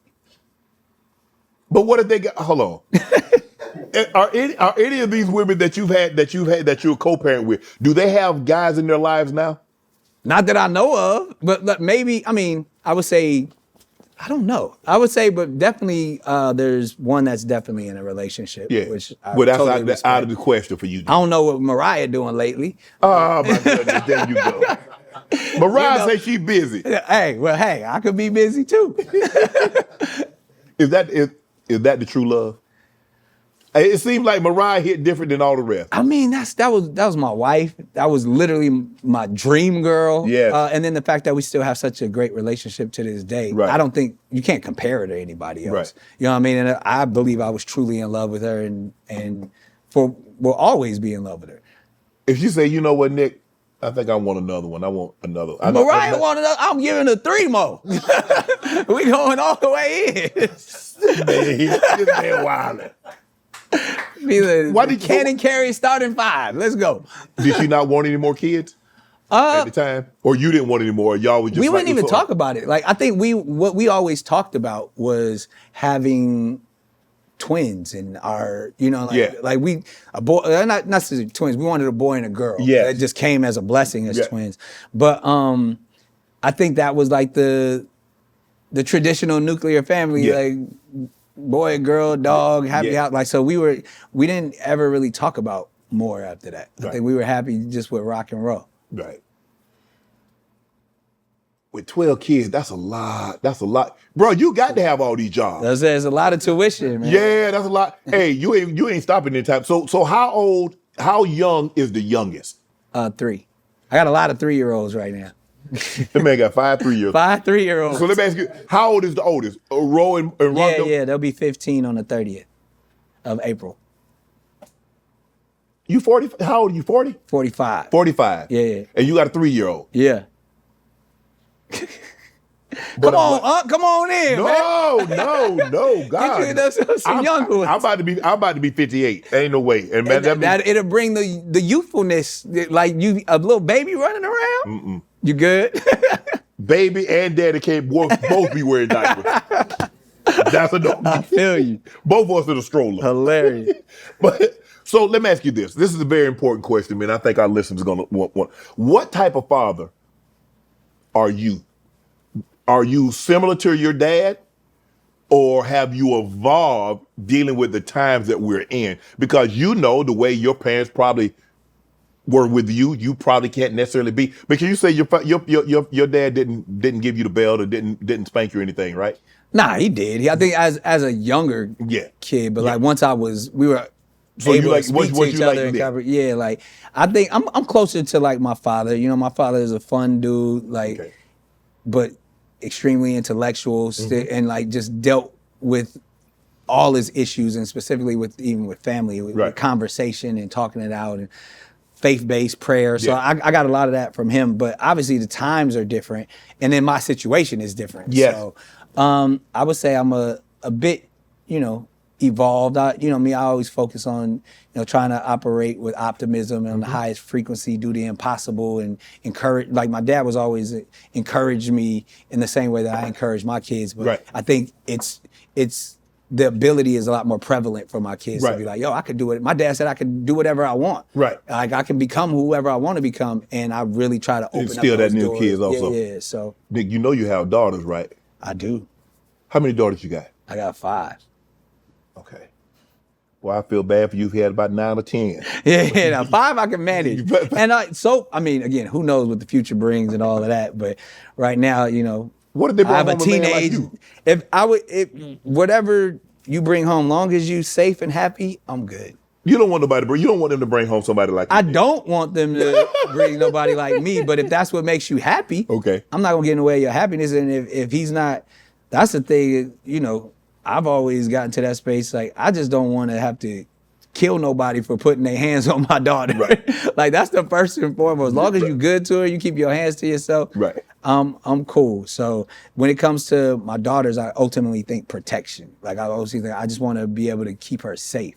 So, emotionally, you got to go through some stuff. But I hope you find your Prince Charming the first time out the gate. But if not, you can always come home to daddy, and we gonna figure it out.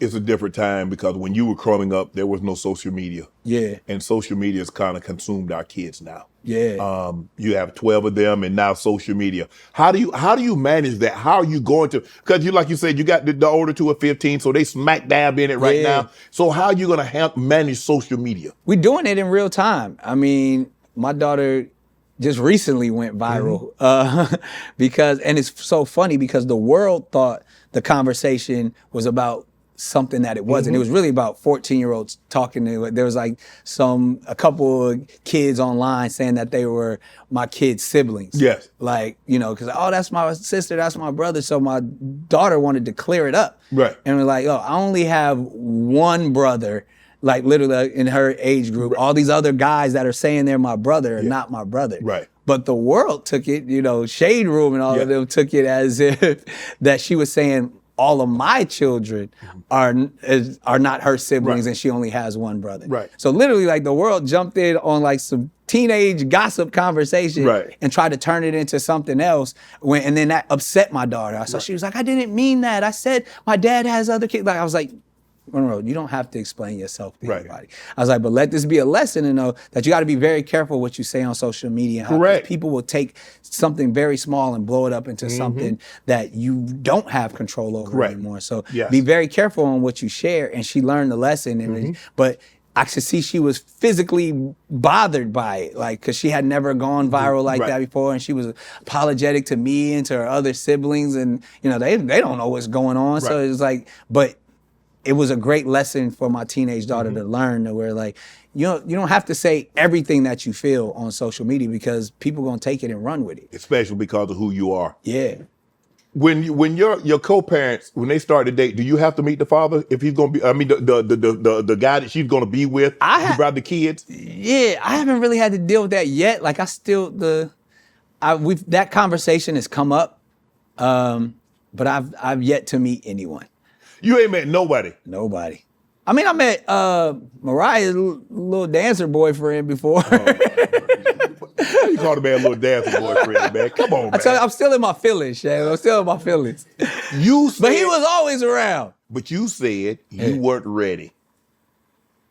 But I mean, I was a husband though. I was still a good husband. I was some stuff that I didn't work through yet. Yes. Yeah, it wasn't like. So was she supposed to wait on you till you worked through it? Nah, she wasn't. I don't know. What you mean you don't know? Would you have waited on somebody? Nah, because that's the thing when being the fact that, I kind of made some choices that, I had to make. That was probably the unfair part. I wish I could do over again. I feel like there was probably some more conversations that her and I could have had and worked through, because I kind of was like, I'm out. You know what I mean? Like opposed to like that was very immature of me. Yes. Yeah. You see Mariah decide to say she wanted a thug to get a tattoo like the one I had. Yeah. Would you get another lady's tattoo, a name tattooed on you? I got a lot of tattoos, Shannon. YOLO. I know this man ain't sitting up here with all his kids, all his co-parents' name on his body. I already know. It's a lot going on here. I get it. It's like a word search. I get this man a walking billboard.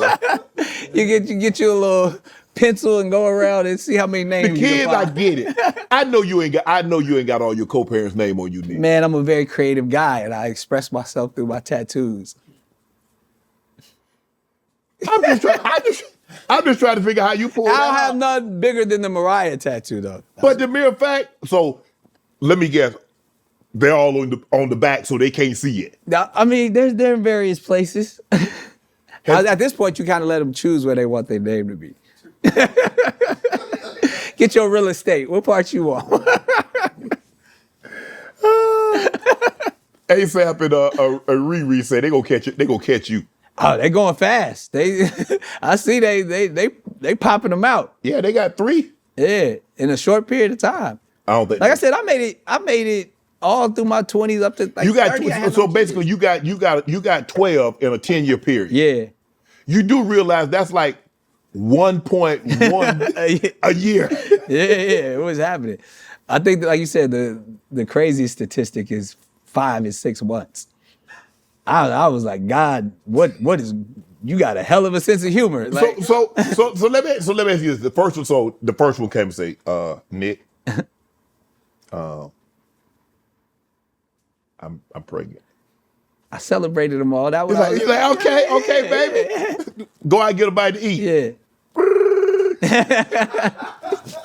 Hey, girl, how you doing? Yeah, I'm pregnant. Go out and celebrate. Yeah, okay. That was a Tuesday. Yeah. Wednesday. 3. Thursday. I was like, y'all playing at this point. Y'all. Did you like? I thought I'm being pranked. Yeah. Like, hold on. I told MTV I wasn't doing punk. Exactly. And y'all either recreated and y'all got me on punk. That was unbelievable. I couldn't. By the time The I last heard one. about 4 and 5. All I could do is laugh. You were just numb. Yeah, I was You was just numb at that point in time. At this point, this is, I mean, again, it's the bed I made. I gotta lie in it. Damn, Nick. Nurse in it and all of that. I mean, I understand, like, you got the two 15-year-olds. You're like, I'm sure you're excited. But, I mean, boom, boom, boom. Yeah, that one I didn't have any explanation. I mean, I was extremely happy about all of them, Right. but it was like, I couldn't have seen, I was like, my mama ain't gonna believe this. Like, that's all I was thinking. Right. It was like, yo. So when you told your mom, obviously she know about, the two older kids, Yeah. but now all of a sudden, they're starting to come with greater regularity. Right. And you tell your mom, hey, Mom, you're going to be a grandma again. Yeah. I think my mom, she just knew. She was telling, I know somebody else is pregnant, like, right when I would call. Like, so it's, at this point, she kind of embraced who I was and just focused, like, long as you healthy and happy. And take care of them babies. Yeah, just make sure that's what you got to do. And so I think that my entire family kind of looks at it that way. What made you decide to go to Howard? It's the Mecca. It's the one. Like, when you hear, I mean, obviously my Drumline experience and then just growing up in our community, like, you hear about Howard University. And I was like, if I'm gonna go anywhere, I gotta go to the Mecca. Yeah. And I'm glad I made the choice. Right. Now, here you are. Think about what you've been able to do basically for the last 30 years. So if I say, Nick, I want you to put the screen up here and I want you to project and look at your life 20 years from now. From now. Yeah. What do you see? Ooh, what do I see 20 years from now? Lots of grandbabies. You definitely gonna have about 25 grands. I think, but even if we're talking career-wise, being able to be in a space where now I can actually relax and enjoy and embrace, and if I still want to be creative, I will. But, really just being able to have built something that I can continue to be proud of, Yes. which I think I'm on that journey. And then be able to say, I was able to provide for others. Yes.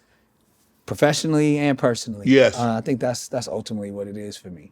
Lupus. What is lupus? Is that Autoimmune diagnosis. okay? It's a condition where your immune system attacks your organs. Okay. Where your immune system is supposed to be fight. protecting. Mm-hmm. Yeah. So then it goes in and kind of goes, it's funny. I was saying, like, your immune system is built to protect you, but Anything that comes inside, we're gonna fight it off. Yeah. But now you inside it, you fighting me from the inside. I was like, lupus is like ice. Like, ain't y'all supposed to be protecting us? Y'all whooping our ass. Like, so, but in that sense, it's a tricky disease. Okay. Because the things a lot of times that I'm fighting are the things that my immune system actually broke down. So my lupus specifically attacks my kidneys. So I got more damage in my kidneys because of what my body has done to my kidneys. So even like people are like, oh, you got to get a new kidney. Like, no, I got to fix my lupus because even if I get a new kidney, lupus going to attack the new one. That one too. So it's more about just managing that and staying locked in that where, it's a struggle it's an unseen struggle. A lot of people don't know what you're going through until it's too late, until I'm in the hospital, until it's like, so I kind of battle with that quite a bit. Is it painful? Super painful. Sometimes I can't even get out of bed. Like, and it feels like, arthritis, your hands lock up and stuff. Your body swells up. You get this stuff called edema where you swell up and you can't walk. And you can't, like, you literally just stuck in the bed.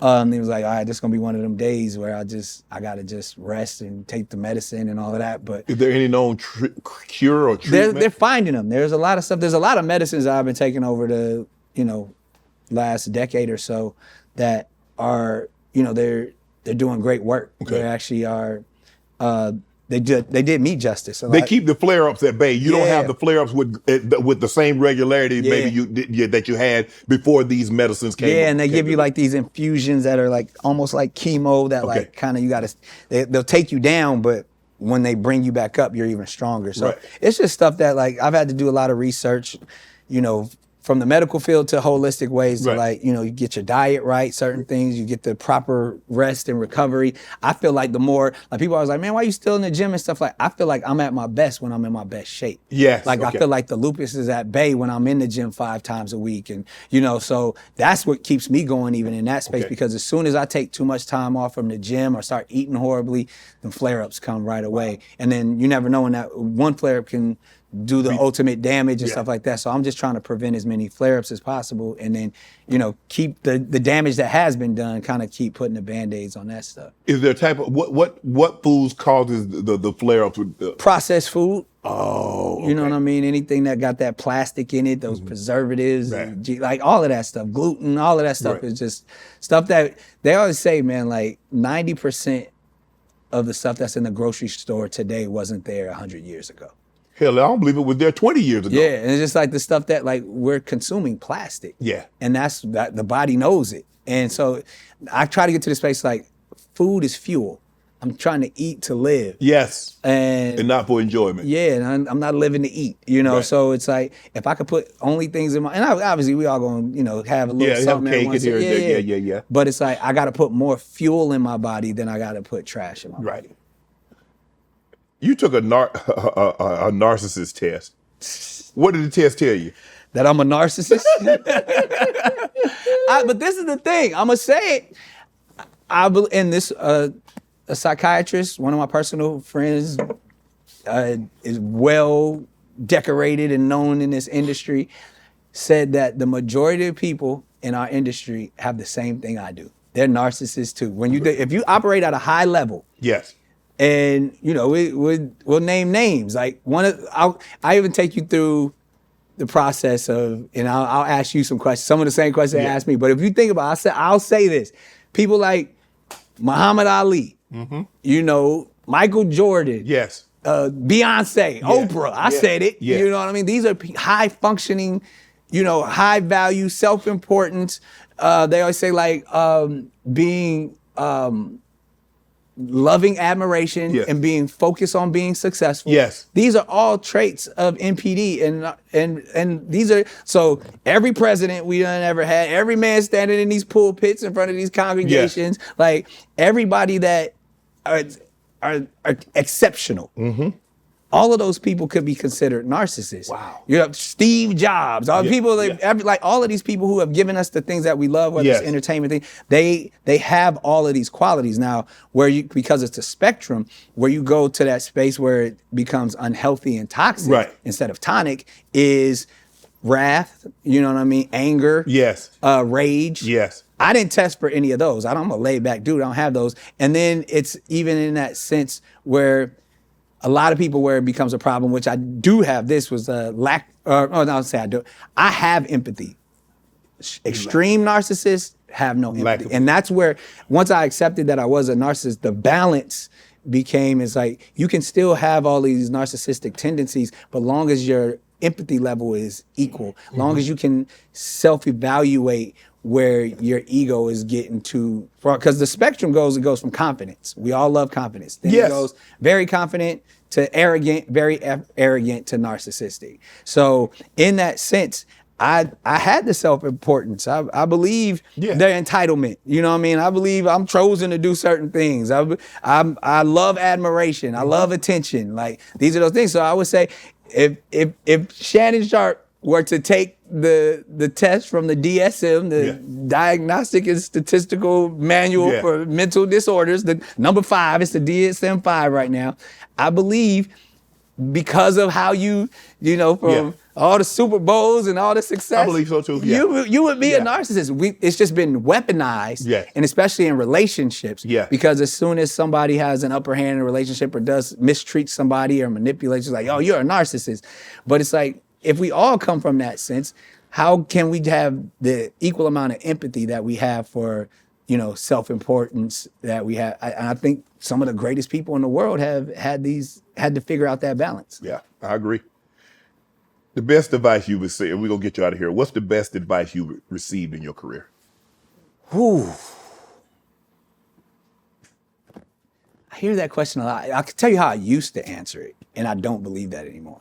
I used to say the best advice is to take no one's advice. as a young man, that sounded good. I was, running rogue, trying to blaze my own trail. As I sit here in my 40s, I would say the best advice would probably just to be enjoy the process. Don't worry about what someone else is doing, because we know that envy is the thief of joy. Yeah. Don't put yourself on a clock.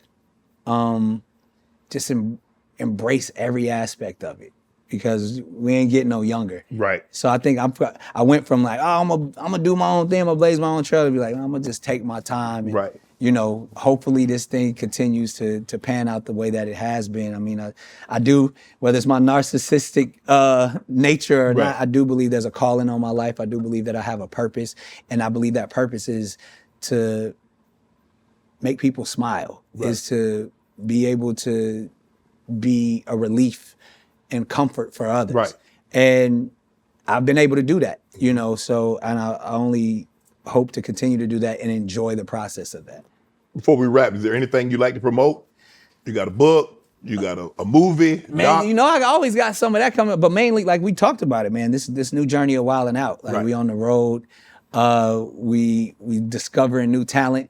You know what I mean? I hope that you can have many more people sitting on this couch saying that they got their opportunity to. Would you see how many people come on here and say, man, that's why I was like, I got to go in there and holler at my man, because it's like, it's so much love. Everybody, you feel that you get talked about just about every show. Every comedian that we brought up here have said something positive about Nick Cannon. Yeah, no, that's about love. He gave me an opportunity. He believed, hey, he might not can do it, but he knows somebody else that can do something for me. And he appointed me in that direction, brought me on Wild and Out, opened doors for me. So that's a huge. We got Jordan, we got the gift for you. Oh, yeah. Oh, you brought me we got a gift. This is from Tommy John. These are women. You're gonna thank me for these. These are padlock underwear. So when he's around, say that they make drawers. Yeah, these got a padlock on the women. So y'all say, just make sure say, when you come, we go out on a date, we go out to eat. Wear these padlock underwear. I'm just saying, you knew the job was dangerous when you took it. I'm working with a monster. Y'all see what it is. Nick Cannon, guys. Thank Love. you, bro. Great thing. That's hilarious. Shouts out to Tommy John. Thank you again, Double Barrel and the Whiskey Shop in Beverly Hills, for hosting us today. With over 3,000 different types of whiskey, the Double Barrel has everything you need, and it's a full shop lounge, so you can actually try before you buy. Family run and operated with locations in Calabasas at Saddle Peak Lounge and here in Beverly Hills. The Double Barrel and Whiskey Shop is the place for all your whiskey needs. Thank you again to the Double Barrel and Whiskey Shop for having us.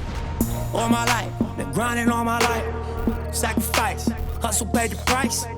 Want a slice, got to roll the dice, that's why. All my life, I've been grinding all my life. Look, all my life, been grinding all my life. Sacrifice, hustle paid the price. Want a slice, got to roll the dice, that's why. All my life, I've been grinding all my life.